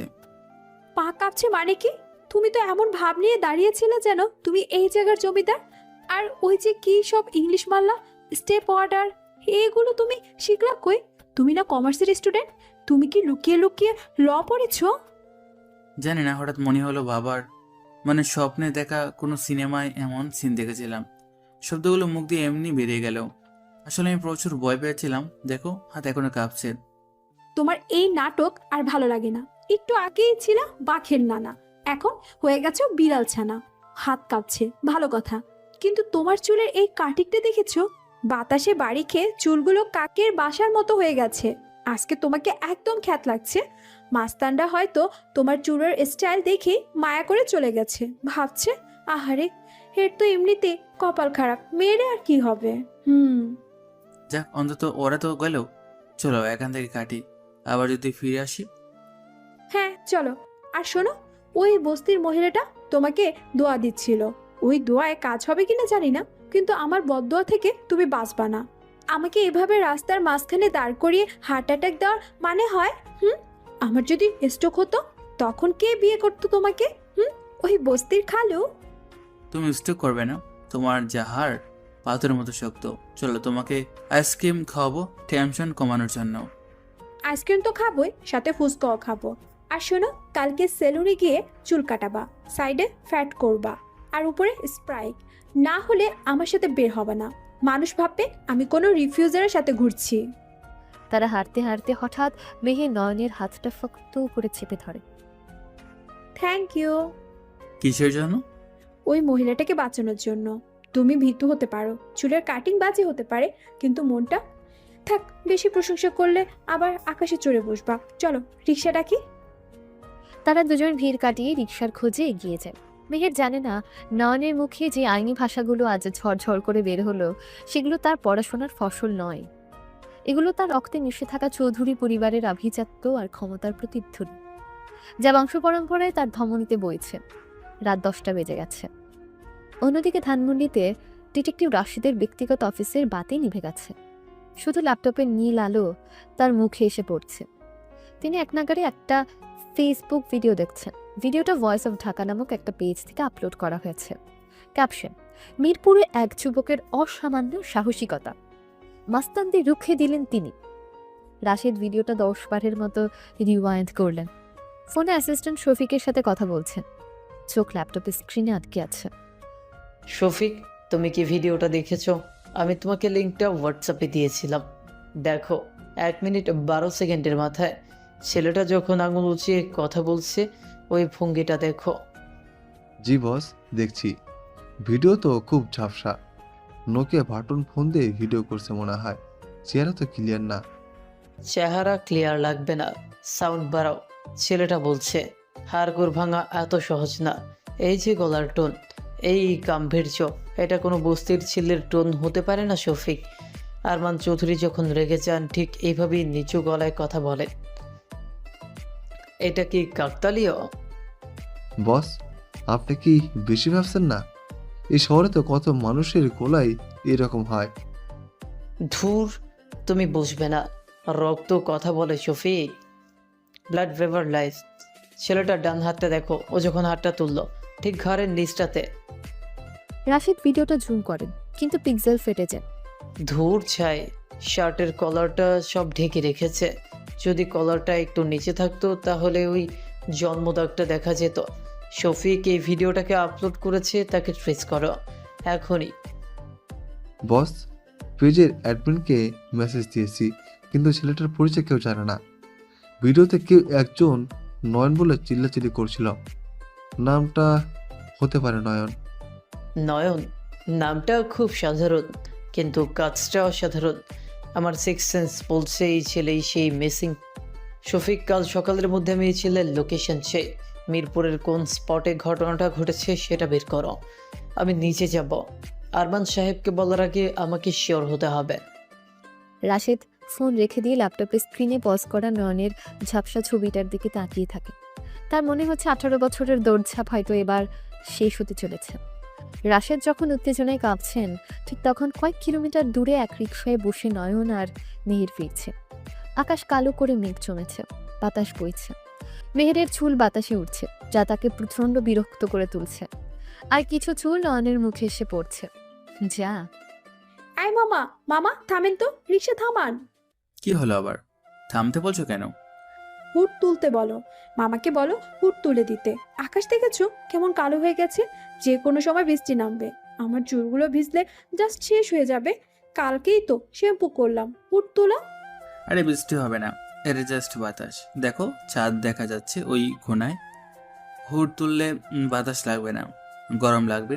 এই ব্যবসা গরমে হুড তুলে বসে থাকা যায়? তোমার গরম লাগলে তুমি রিক্সা থেকে নেমে দৌড়াও, বাতাস লাগবে। আমার হুড লাগবে। মামা, আপনি ওনার কথা শুনবেন না, হুড তুলে দেন তো। ঢাকার বৃষ্টির কোনো বিশ্বাস আছে? এক্ষুনি ঝমঝম করে নামবে। তখন আমি কি কাকবেজা হয়ে বাসায় ঢুকবো? আম্মু ভাববে আমি পুকুরে সাঁতার কেটে আসছি। মামা, হুড তোলার দরকার নেই, আপনি চালান। মেহের, একটু রোমান্টিক আবহাওয়া এনজয় করো না। খোলা আকাশ, বাতাস, তুমি আর আমি, এর চেয়ে ভালো আর কি হতে পারে? রোমান্টিক খাওয়া রাখো তোমার রোমান্স। বাতাসের সাথে কত ধুলা উঠছে দেখেছো? এই ধুলা আমার চোখের লেন্সে ঢুকলে তখন আমাকে অন্ধ হয়ে হাসপাতালে যেতে হবে। তখন তুমি কি অন্ধ প্রেমিকা নিয়ে ঘুরবা, নাকি আমাকে ছেড়ে দিবা? ছাড়বো কেন? অন্ধ হলে তো ভালোই, তখন আর আমার শার্টের কলার নিয়ে ঘুরে দিতে পারবে না। মেহের নয়নের বাহুতে একটা কিল মেরে বলে, শয়তান, খুব শখ না অন্ধ বউ পাওয়া? শোনো, আকাশ মেঘলা মানে বৃষ্টি হবে। ছোটবেলায় দাদি বলতেন ব্যাঙ ডাকলে বৃষ্টি হয়। আমি একটু আগে একটা ব্যাঙের ডাক শুনেছি। সিএনজির হর্ন শব্দকে তুমি ব্যাংকের ডাক ভাবছো? ওটা ব্যাংক ছিল না মেহের, ওটা পাশে সিএনজির হর্ন ছিল। তুমি সবকিছুতে লজিক দিবা না তো? তুমি কি আইনস্টাইন? আচ্ছা, ওই মাস্তানদের সাথে যখন কথা বলছিলা তখন তো খুব ভাব নিয়েছিলা। এখন আমাকে একটা হুড তুলে দিতে পারছো না কেন? তোমার সব পাওয়ার কি ওই মাস্তানদের জন্যই? প্রেমিকার জন্য কোনো পাওয়ার নেই? আচ্ছা বাবা, দিচ্ছি তুলে। মামা, হুডটা একটু তুলে দেন, ম্যাডাম রেগে যাচ্ছেন। রিক্সাওয়ালা বিরক্ত মুখে রিক্সা থামিয়ে হুড তুলে দেয়। হুড তোলার পর রিক্সার ভেতরটা বেশ অন্ধকার হয়ে আসে।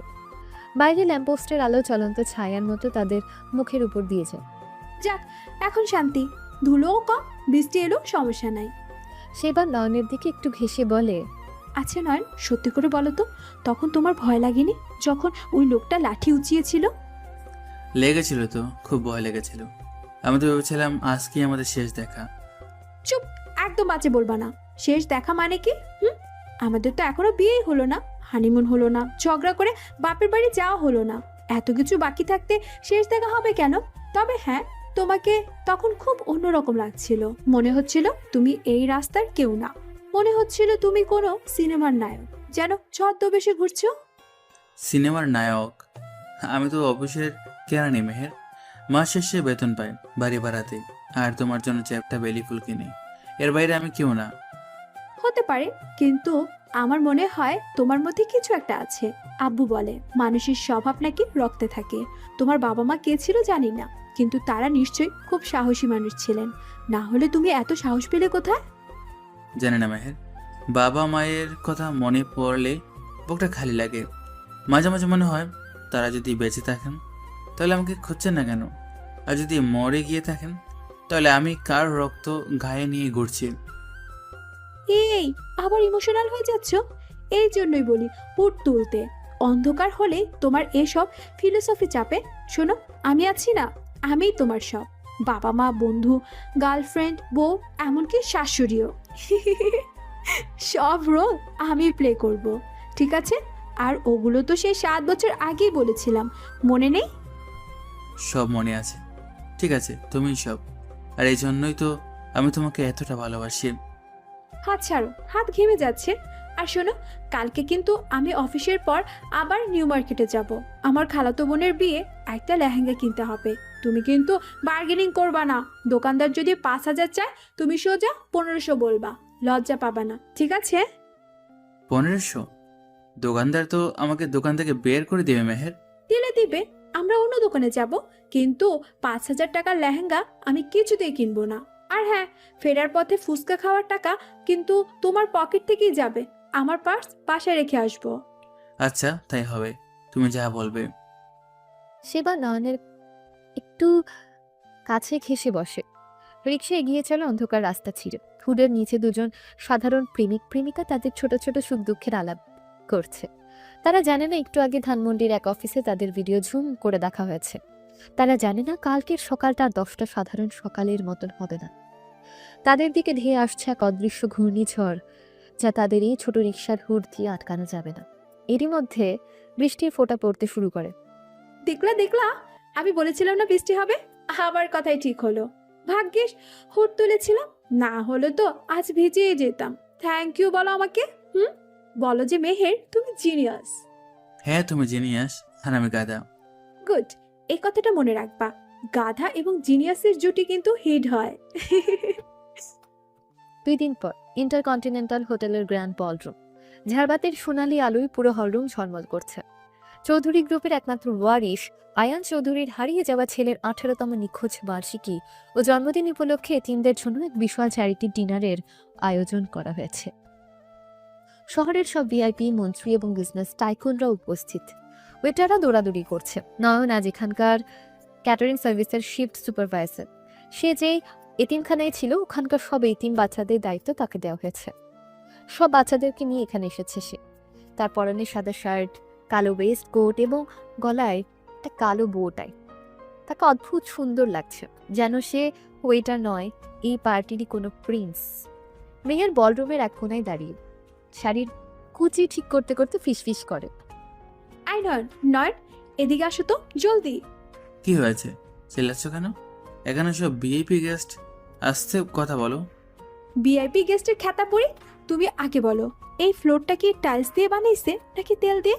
আমি তো হাঁটতেই পারছি না, মনে হচ্ছে স্কেটিং করতে আসছি। 2বার স্লিপ কাটতে নিয়েছিলাম, ভাগ্যিস ওই মোটা আঙ্কেলটার সামনে ছিল, ওনার চেয়ার ধরে বেঁচে গেছি। ছি, কি লজ্জা। তোমাকে বললাম ফ্ল্যাটে স্যান্ডেল পরে আসতে, তুমি তো শুনলে না। হিল পরে খুব শখ না, এখন সামলাও। চুপ করো, হিল না পরলে এই শাড়ির সাথে মানাতো না। শাড়িটা দেখেছো, নীলক্ষেত থেকে কিনেছি, কিন্তু লাগছে না, একদম ইন্ডিয়ান। আচ্ছা শোনো, এই কর্নারের টেবিলটা দেখো, ওই যে বড় বড় চিংড়ি মাছ সাজিয়ে রেখেছে, ওগুলো কি প্লাস্টিকের নাকি সত্যি? সত্যি মাছ মেহের। গ্রিল প্রন খাবে? খাবো মানে? ওটা খাওয়ার জন্যই তো আসছি, কিন্তু সাইজটা দেখেছো?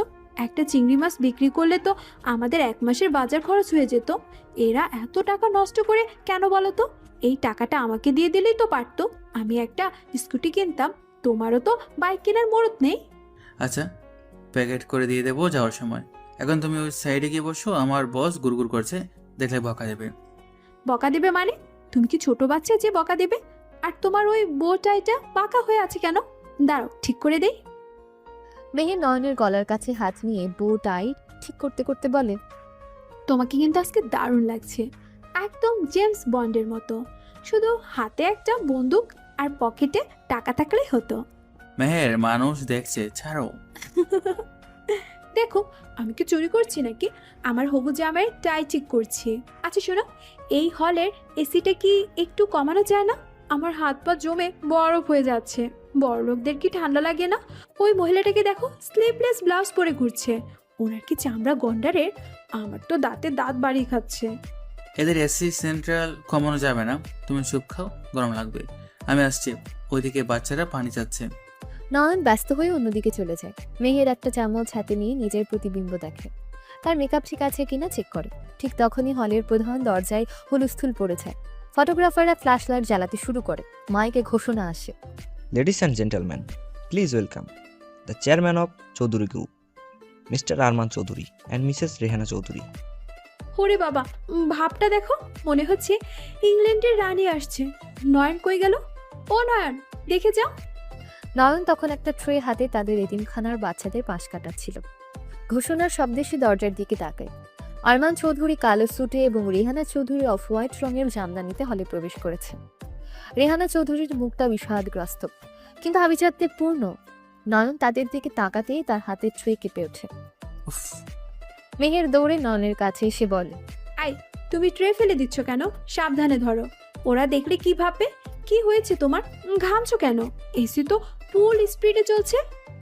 জানি না মেহের, মাথাটা মনে হচ্ছে মাথার ভেতরে কেউ হাতুড়ি দিয়ে বেড়াচ্ছে। ওই মহিলাটাকে দেখে আমার খুব কষ্ট হচ্ছে। মনে হচ্ছে আমি ওনাকে চিনি। কাকে? রেহানা চৌধুরীকে? তুমি চিনবে কোথা থেকে? টিভিতে দেখেছো হয়তো।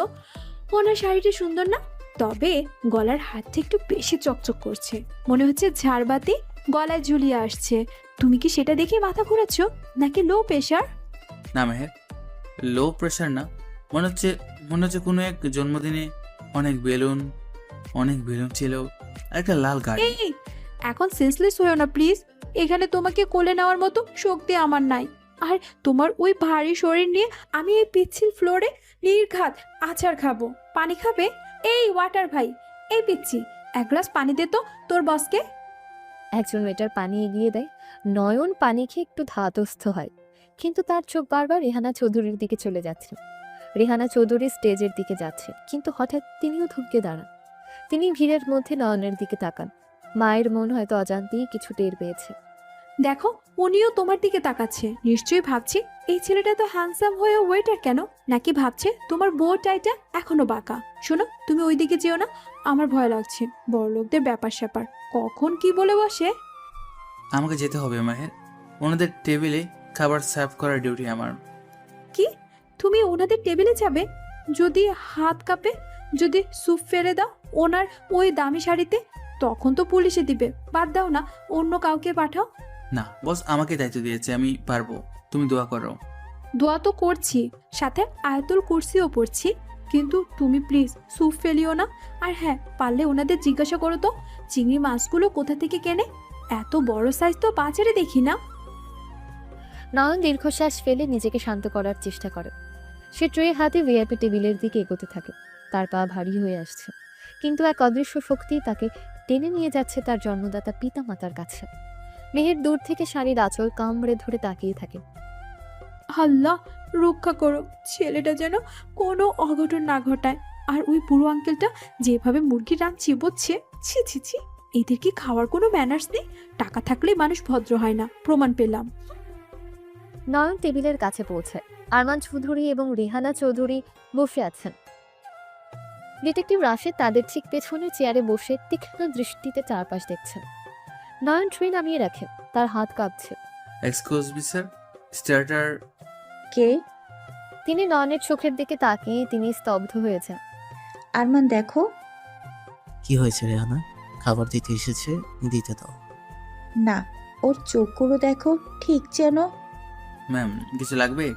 ঠিক এই মুহূর্তে নয়নের ডান হাতের হাতাটা একটু উঠে যায় ট্রে নামাতে গিয়ে। রাশিদের চোখ সেদিকেই ছিল, কিন্তু দুর্ভাগ্যবশত নয়নের হাতে একটা ঘড়ি পড়া ছিল, যা ঠিক সেই জায়গাটা ঢেকে রেখেছে যেখানে জন্মদাগ থাকার কথা। রাশিদ হতাশ হয়ে চেয়ারে হেলান দেন, কিন্তু গল্প এখানে শেষ নয়। মেহের দূর থেকে ইশারা করে বলে, নয়, সোজা হয়ে দাঁড়াও, উঁচু হয়ে আছো কেন? আর ট্রেটা শক্ত করে ধরো।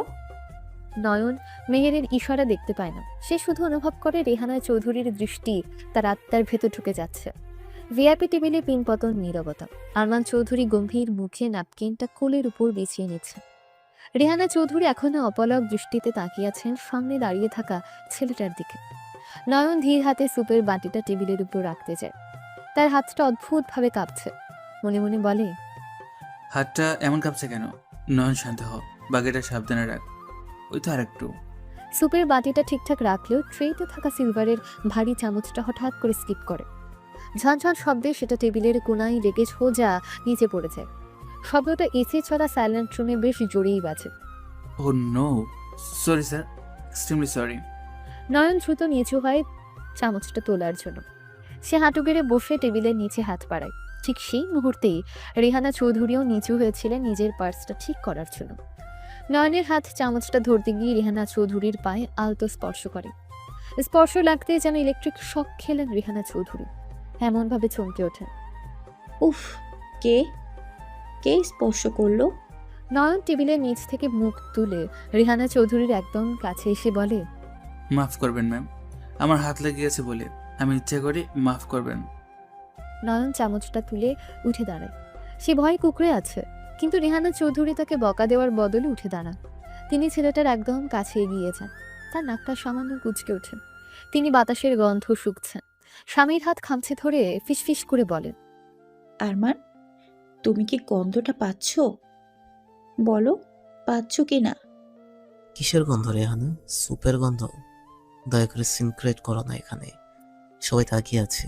ছেলেটা চামচ ফেলেছে, সেটা এমন কোনো অপরাধ না। ওইটারও এমনই হয়। সুপের গন্ধ না আরমান, এটা এটা আমার আয়ানের গায়ের গন্ধ। ছোটবেলায় ও যখন ঘামতো, ওর গা থেকে ঠিক এমন একটা কাঁচা দুধ আর জনসন পাউডারের মিক্সড গন্ধ আসতো। এই ছেলেটার গা থেকে ঠিক সেই গন্ধটাই আসছে। আমি ভুল হতে পারি না আরমান, মায়ের ধারণা কখনো ভুল হয় না। আরমান চৌধুরী স্ত্রীকে জোর করে চেয়ারে বসিয়ে দিয়ে থমকে সুরে বলেন, রেহানা স্টপ ইট। তুমি কি পাগল হয়ে গেছো? এটা একটা ক্যাটারিং বয়, সারাদিনের কিচেনে কাজ করে। ওর গা থেকে মশলার গন্ধ আসবে, তোমার ছেলের গন্ধ আসবে কেন? তোমার ওষুধ খাওয়ার সময় হয়েছে। জয়েরকে ডাকবো? তুমি বিশ্বাস করছো না? বাবা, তোমার নাম কি?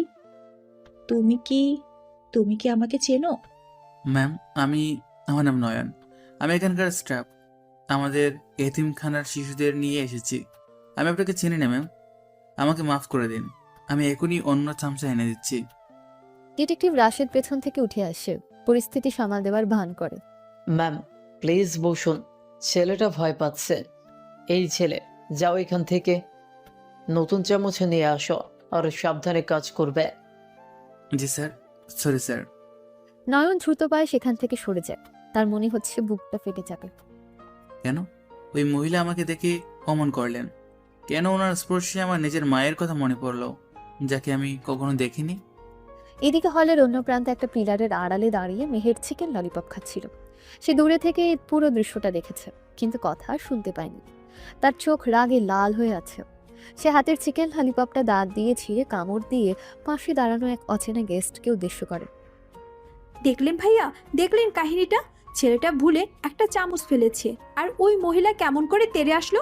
মনে হলো যেন ছেলেটা ওনার কিডনি খুলে নিয়ে গেছে। বড়লোকদের এই একই সমস্যা, দয়ামায়া কিচ্ছু নাই। Excuse me. এক্সকিউজ মি তো ওই মহিলাকে বলা উচিত। তাকান ওনার দিকে, কিরকম শাড়ি পরেছে, কালারটা দেখেছেন? পচা কচুর পাতার মতো কালার। আর ওই যে গলার হারটা, ওটা নিশ্চয়ই নিউ মার্কেটের মোড় থেকে 150 টাকা দিয়ে কোনো ইমিটেশন। এত টাকা আছে তাও রুচি নাই। আমার নয়ন কত সুন্দর করে বউটাই পড়েছে, আর উনি ওভাবে আঙ্গুল উঁচিয়ে কথা বলছেন। সগ্রাটে মহিলা কোথাকার। মেহের চিকেনের হাড়টা প্লেটে রেখে টিস্যু দিয়ে মুখ মোছে। তার এখন ইচ্ছে করছে গিয়ে ও স্টেজে উঠে রেহানা চৌধুরীকে 2টা কথা শুনিয়ে আসতে। আবার বিড়বিড় করে বলে, নয়নটা একটা বোকা, দাঁড়িয়ে দাঁড়িয়ে বকা খাচ্ছে। আমাকে যদি কেউ এভাবে কথা শোনাতো, আমি সোজা বলে দিতাম, চামচ পড়েছে তো কি হয়েছে, আপনার ফ্লোর তো টাইলসের না, মনে হচ্ছে পিচ্ছিল বরফের মাঠ। ওই যে আসছে, মুখটা কেমন কালো করে ফেলেছে। কলিজাটা আমার, দাঁড়ো, আজ আমি এর একটা বিহিত করব। নয়ন কিচেনের দিকে না গিয়ে মেহেরের দিকেই আসে। তার চেহারায় বিধ্বস্ত ভাব। মেহেরের সামনে এসে দেওয়াল ধরে দাঁড়িয়ে বলে, মেহের, আমার ভালো লাগছে না, আমি চলে যাব। যাবা মানে কি? ডিউটি শেষ না করে গেলে তো বেতন কাটবে। আর তোমার দায়িত্বে যে বাচ্চাগুলো আছে তাদের কে নিয়ে যাবে? আর ওই ডাইনি বুড়িটা কি বললো তোমাকে? তোমাকে কি খুব বকা দিয়েছে? বলো আমাকে, আমি এক্ষুনি গিয়ে ওনার শাড়ির আঁচলে কফি ঢেলে দিয়ে আসবো, তখন বুঝবে মজা। না মেহের, বকা দেননি। উনি কাঁদছিলেন। কাঁদছিলেন কেন? কেন? চামচ পড়ার শোকে? বাহ, চামচের জন্য কান্না? এতে জীবনটা কত কষ্টের দেখেছো? আমাদের তো ভাত জোটে না, আর ওনারা চামচ পড়ে গেলে কান্নাকাটি করে। ঢং, সব ঢং। তুমি ওসবে কান দিও না তো। পানি খাবে? তোমার হাত এখনো কাঁপছে। উনি আমাকে জিজ্ঞেস করলেন আমি ওনাকে চিনি কিনা। মেহের ওনার চোখের দিকে তাকিয়ে আমার মনে হলো আমি যেন ওনাকে অনেক আগে থেকে চিনি। ছোটবেলায় কোনো স্মৃতি ঝাপসা হয়ে আসছে সব। তুমি ওনাকে টিভিতে দেখেছো, তাই চেনা চেনা লাগছে। শোনো, ব্রেনকে বেশি প্রেশার দিও না। তোমার ব্রেন তো এমনিতে কমজোরি, বেশি চাপ দিলে হ্যাং হয়ে যাবে। চলো আমরা ওই বারান্দায় গিয়ে একটু বাতাস খাই। এখানে এসির গন্ধে আমার বমি আসছে। না, বস দেখলে রাগ করবেন। আমাকে আবার টেবিলে যেতে হবে। আবার যাবে? বাঘের গুহায় আবার যাবে? তোমার কি জীবনের মায়া নাই? যদি এবার সুপের বাটি ফেলে দাও, তখন তো ওই মহিলা তোমাকে জ্যান্ত চিবিয়ে খাবে। শোনো, তুমি বরং ওই পেছনে টেবিলে যাও, যেখানে বাচ্চারা খাচ্ছে, ওখানে ডিউটি নাও। ওই ডাইনি মহিলার সামনে আর যাবা না, খবরদার। আচ্ছা দেখি বসকে বলে চেঞ্জ করে দেয় কিনা। কিন্তু মেহের, ওনার কান্নাটা ফেক ছিল না, ওটা খুবই কষ্টের কান্না ছিল। হতে পারে, হয়তো ওনারও ছেলে হারিয়ে গেছে, বা ছেলে ড্রাগস নেয়, বা ছেলে ওনাকে ওল্ড হোমে রেখে আসছে, তাই অন্যের ছেলের উপর মায়া দেখাচ্ছে। বড়লোকদের ফ্যামিলিতে এমন কমন ব্যাপার। বাদ দাও, তুমি এই চিংড়ি মাছটা খেয়ে দেখো তো। ঠান্ডা হয়ে গেছে কিন্তু টেস্ট আছে। নাও, হা করো। মেহের জোর করে নয়নের মুখে এক টুকরো চিংড়ি ঢুকিয়ে দেয়। নয়ন অনিচ্ছা সত্ত্বেও খায়। মেহেরের এই পাগলামি আর কেয়ারিং স্বভাবটাই তাকে এই কঠিন মুহূর্তে মাটির সাথে ধরে রাখে। ওদিকে ভিআইপি টেবিলে রেহানা চৌধুরী এখনো টিস্যু দিয়ে চোখ মুছছেন। আরমান চৌধুরী রাশেদকে ইশারা করেন কিছু একটা করার জন্য। ঘটনাটা ইন্টারেস্টিং। ম্যাডাম কোনোদিন ভুল করেন না। এই ছেলের ব্যাকগ্রাউন্ড চেক করতেই হবে, কিন্তু আজ রাতে না, কাল সকালে। আজ শুধু নজরে রাখি। আর এমনিতেও তো তার উপর আগে থেকেই আমার সন্দেহ আছে। ইভেন্ট চলতে থাকে, মিউজিক বাজে, কিন্তু নয়ন আর রেহানা চৌধুরীর মাঝখানে যে অদৃশ্য সুতোটা টানটান হয়ে আছে সেটা কেউ দেখতে পায় না, শুধু তারা দুজন বাদে। পার্টি তখন একদম শেষ পর্যায়ে। স্টেজে কেক কাটার পর্ব শেষ হয়েছে। অতিথিরা ডেজার্ট সেকশনে ভিড় করছে। মেহের এক্ষণে দাঁড়িয়ে তার ব্যাগে টিস্যু পেপার আর কিছু ক্যান্ডি ভরছে। নয়ন একটু দূরে দাঁড়িয়ে বোতলজাত পানি সাজাচ্ছে। হঠাৎ স্টেজের পেছনের বড় এলইডি স্ক্রিনটার কানেকশন বোর্ডে একটা বিকট শব্দ হয়। ধুম! নীল রঙের আগুনের স্ফুলিঙ্গ ছিটকে পড়ে মকমলের ভারী পর্দায়। মুহূর্তের মধ্যে আগুন দাউ দাউ করে জ্বলে ওঠে। এসি রুম হওয়ার কারণে আগুন বাতাসের বেগে ছড়িয়ে পড়ে ফলস সিলিং এর দিকে। মেয়ের শব্দ শুনে চমকে ওঠে। প্রথমে ভেবেছিল বাজি ফুটেছে। ও আল্লাহ, এটা কিসের শব্দ হলো?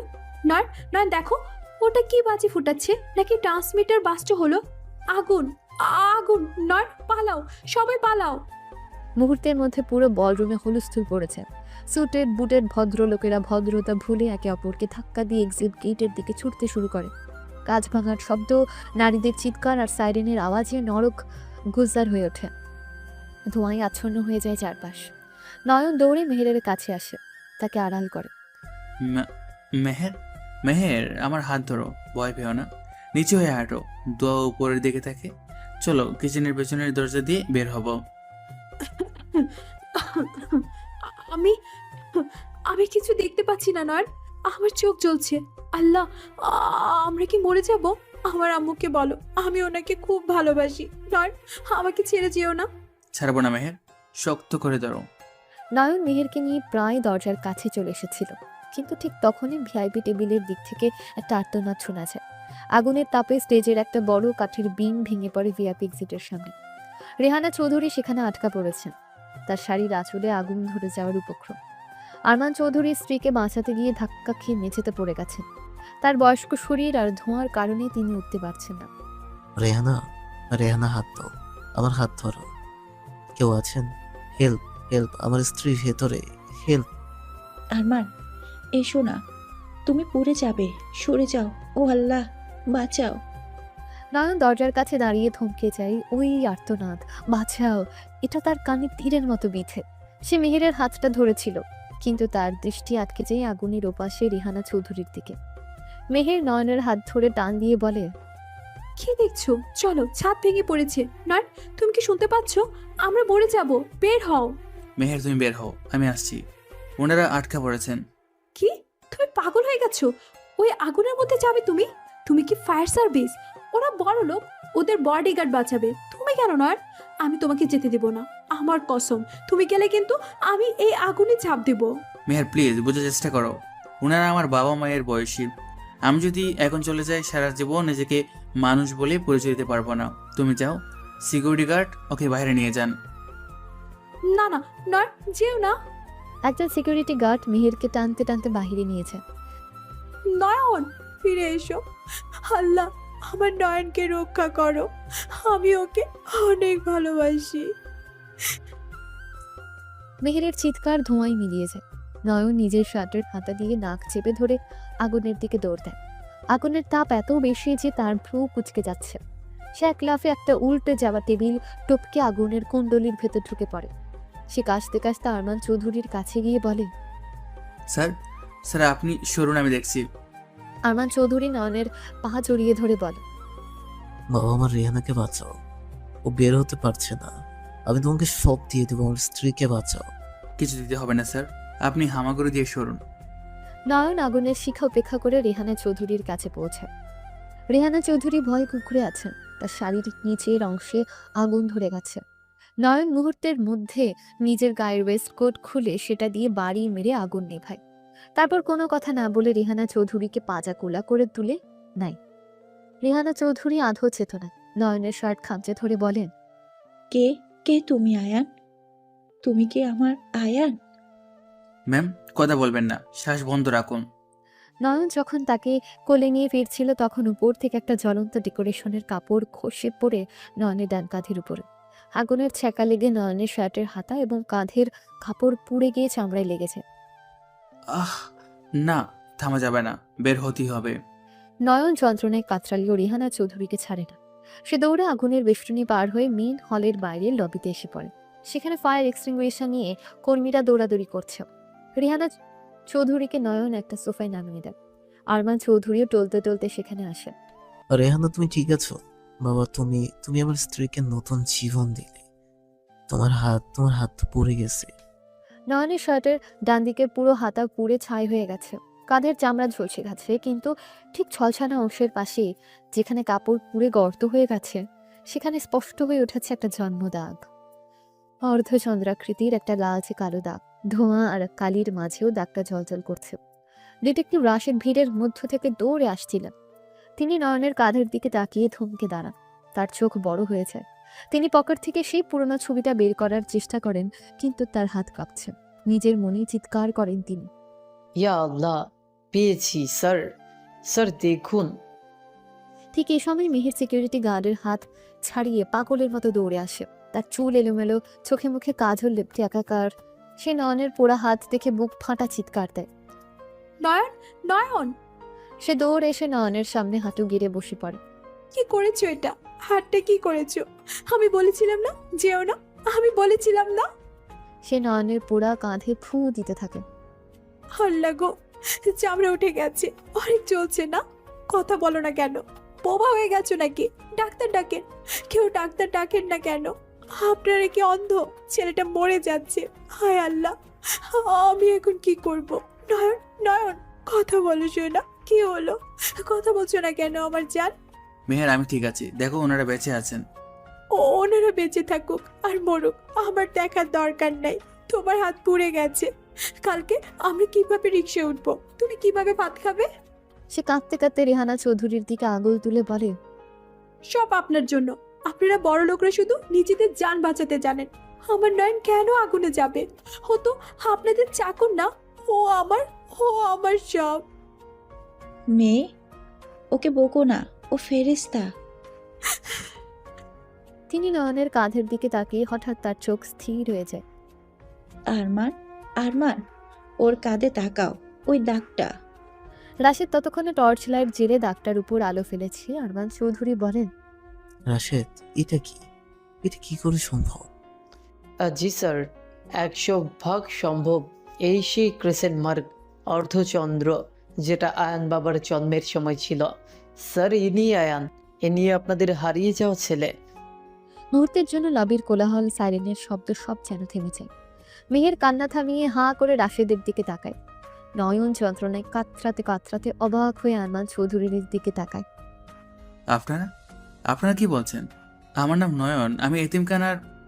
রেহানা চৌধুরী উঠে বসতে গিয়ে পড়ে যায়, তবে হামাগুড়ি দিয়ে নয়নের পায়ের কাছে এসে জড়িয়ে ধরে।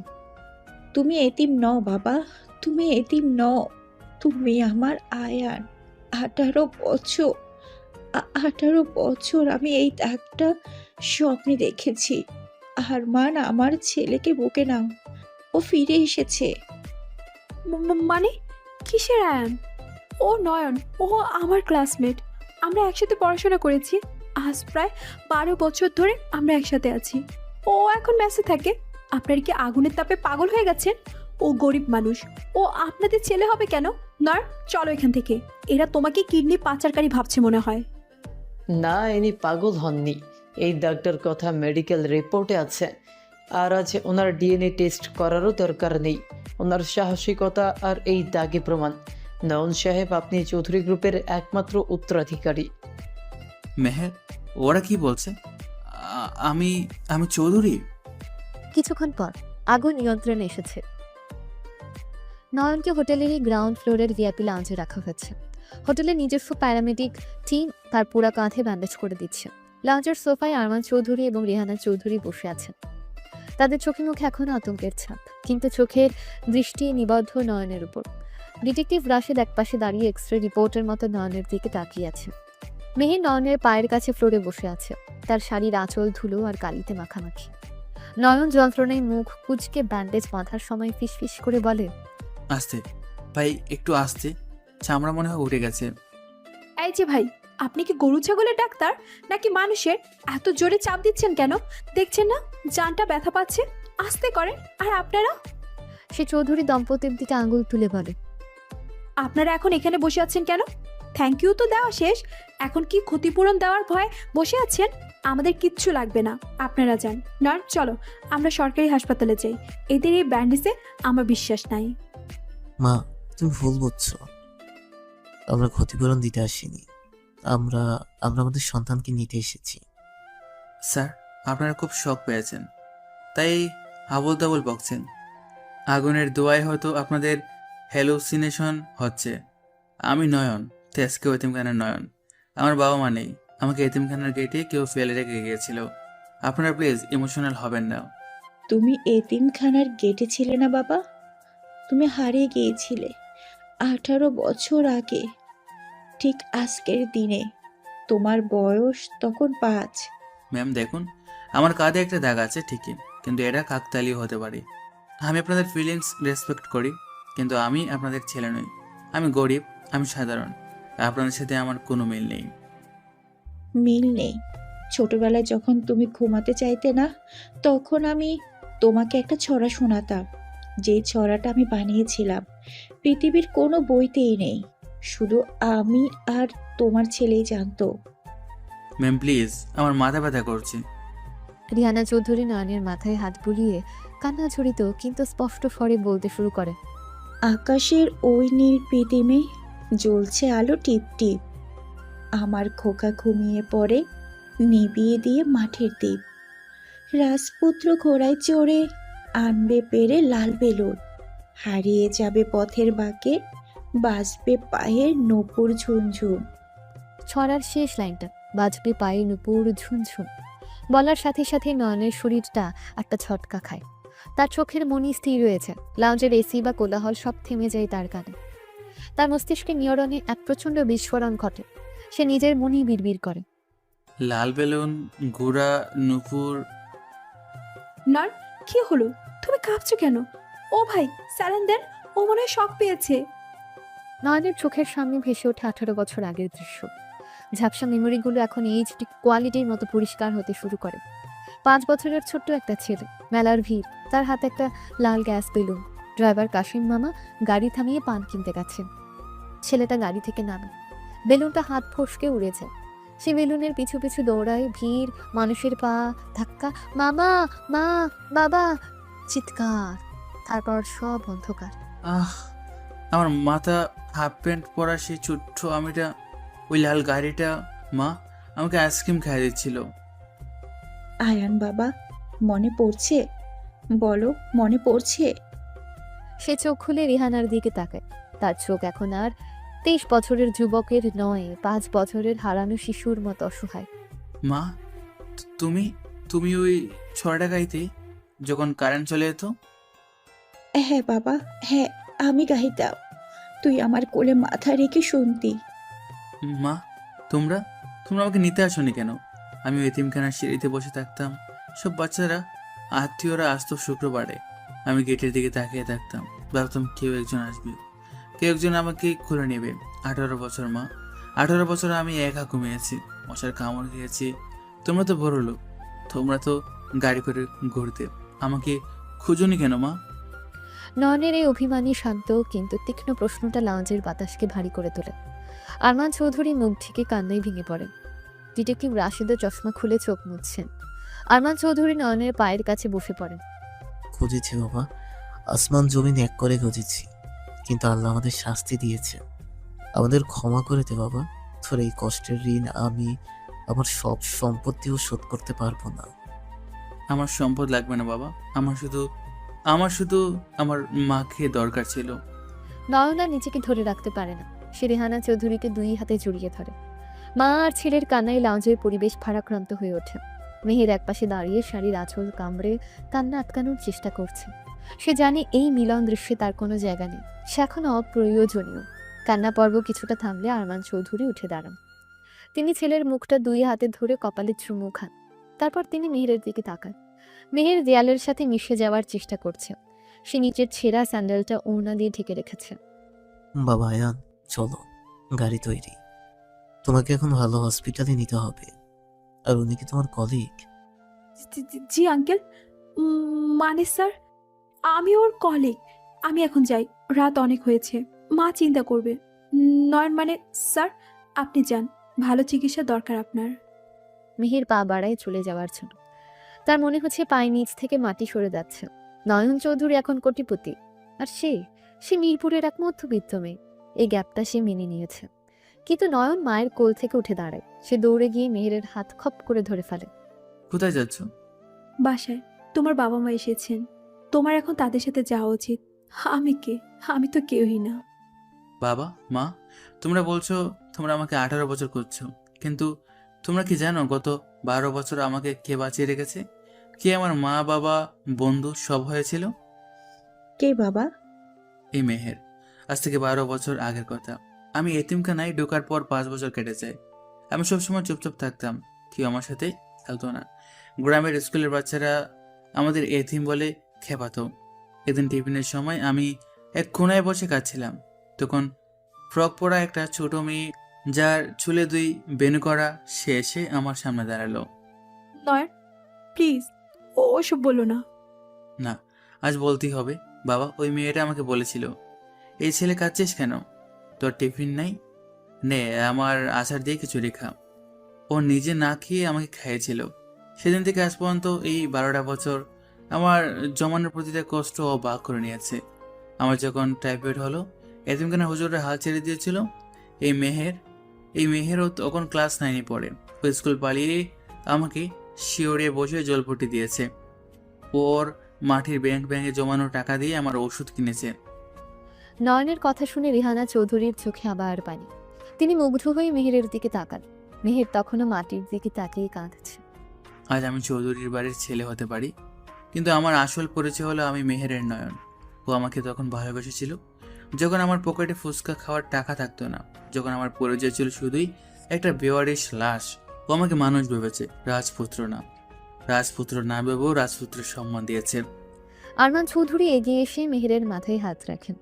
মারে, আমরা তো রক্তের বাবা মা, কিন্তু তুমি তো আত্মার আত্মীয়।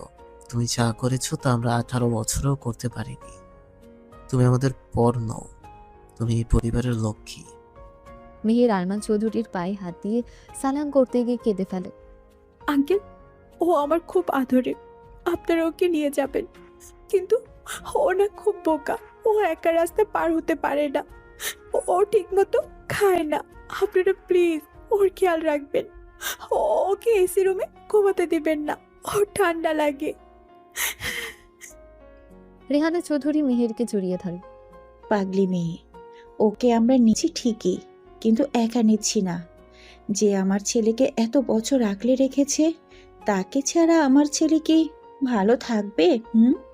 তুমিও আমাদের সাথে যাবে। আমি? না না আন্টি, আমার আম্মু আমাকে আস্ত রাখবে না। আমি বাসায় যাই। আম্মুকে আমি ম্যানেজ করব। এখন চলো সবাই একসাথে যাব। কিছুক্ষণ পর চৌধুরী গ্রুপের বিশাল লিমুজিন গাড়ি হোটেলের পোর্চে দাঁড়িয়ে আছে। ড্রাইভার দরজা খুলে দেয়। নয়ন, মেহের, আরমান এবং রেহানা গাড়িতে ওঠে। নয়নের পুরা হাত ব্যান্ডেজ, কিন্তু তার মুখে প্রশান্তির হাসি। মেহের জানলার পাশে বসেছে। সে এখনো বিশ্বাস করতে পারছে না সে লিমুজিনে বসে আছে। মেহের সিটের চামড়ায় হাত বুলিয়ে বলে, ওরে বাবা, এই সিট তো আমার বিছানার চেয়েও নরম। নর, আমরা কি সত্যি এইটাতে চড়ে বাসে যাব নাকি স্বপ্ন দেখছি? স্বপ্ন না মেহের, এটাই এখন বাস্তব। মা মেহের, তোমার কিছু লাগবে? আইসক্রিম বা কিছু? আঙ্কেল, মানে বাবা, একটা কথা বলি, মাইন্ড করবেন না তো? না মা, বলো, যা খুশি বলো। আপনার ছেলের চয়েস না খুব জঘন্য। ও শুধু নীল শার্ট পরে, navy blue, sky blue, royal blue. দোকানে গেলে মনে হয় দুনিয়ায় আর কোনো কালার নাই। আমি কতবার বললাম একটা মেরুন কালারের পাঞ্জাবি কিনতে, ও কিনে না, বলে নীল রঙে আমাকে মানায়। আপনারা তো এখন ওর আসল বাবা মা, আপনারা প্লিজ ওকে একটু বোঝাবেন কালকে যেন ও নীল শার্ট না পরে। আর হ্যাঁ, ওর চুলের কাটিংটা দেখেছেন? কাকের বাসা। প্লিজ ওটাকে একটু সাইজ করে দিবেন। মেহেরের এই কথা শুনে গাড়ির ভেতরের থমথমে আবেগঘন পরিবেশটা মুহূর্তেই হালকা হয়েছে। আরমান চৌধুরী শব্দ করে হেসে ওঠেন। রেহানা চৌধুরী ছেলের দিকে তাকিয়ে মুচকি হাসেন। নয়ন লজ্জায় লাল হয়ে যায়। মেহের, তুমি বাবার সামনেও শুরু করলে? করব না। এখন তো কমপ্লেন বক্সে সরাসরি অভিযোগ জানানোর সুযোগ পাচ্ছি। এতদিন তো শোনার কেউ ছিল না, আমাকেই শুনতে হতো, আমাকেই করতে হতো। বাবা আরও শুনবেন, ও না ফুচকা খাওয়ার সময় কিপটামি করে। ঠিক আছে মা, কালকে আমি ওকে সেলুনে নিয়ে যাব, আর শার্ট পুরো শোরুম তোমার নামে লিখে দেব। তুমি যা কালার বলবে তাই পরবে। সত্যি? নয়ন, শুনেছ? পুরো শোরুম। এখন থেকে তুমি প্রতিদিন রংধনু হয়ে ঘুরবা। গাড়িটা রাতে ঢাকার রাস্তা দিয়ে এগিয়ে চলে গুলশানের দিকে। পেছনের সিটে নয়ন মেহেরের হাতটা শক্ত করে ধরে রাখে। 18 বছরের হারানো হাহাকার আর 12 বছরের এতিমখানার সংগ্রাম সব মিলেমিশে একাকার হয়েছে। আকাশের চাঁদটা হয়তো আজ একটু বেশি আলো দিচ্ছে এই অচেনা পথের রাজপুত্র আর তার চেনা রাজকন্যাকে। গাড়ির গ্লাস দিয়ে বাইরের আলো এসে পড়ে তাদের মুখে। একটা অদৃশ্য ফ্রেমে বন্দী হয় 4 জন মানুষ। রক্তের টান আর ভালোবাসার টানে মিলে যাওয়া এক সুখী পরিবারের ছবি।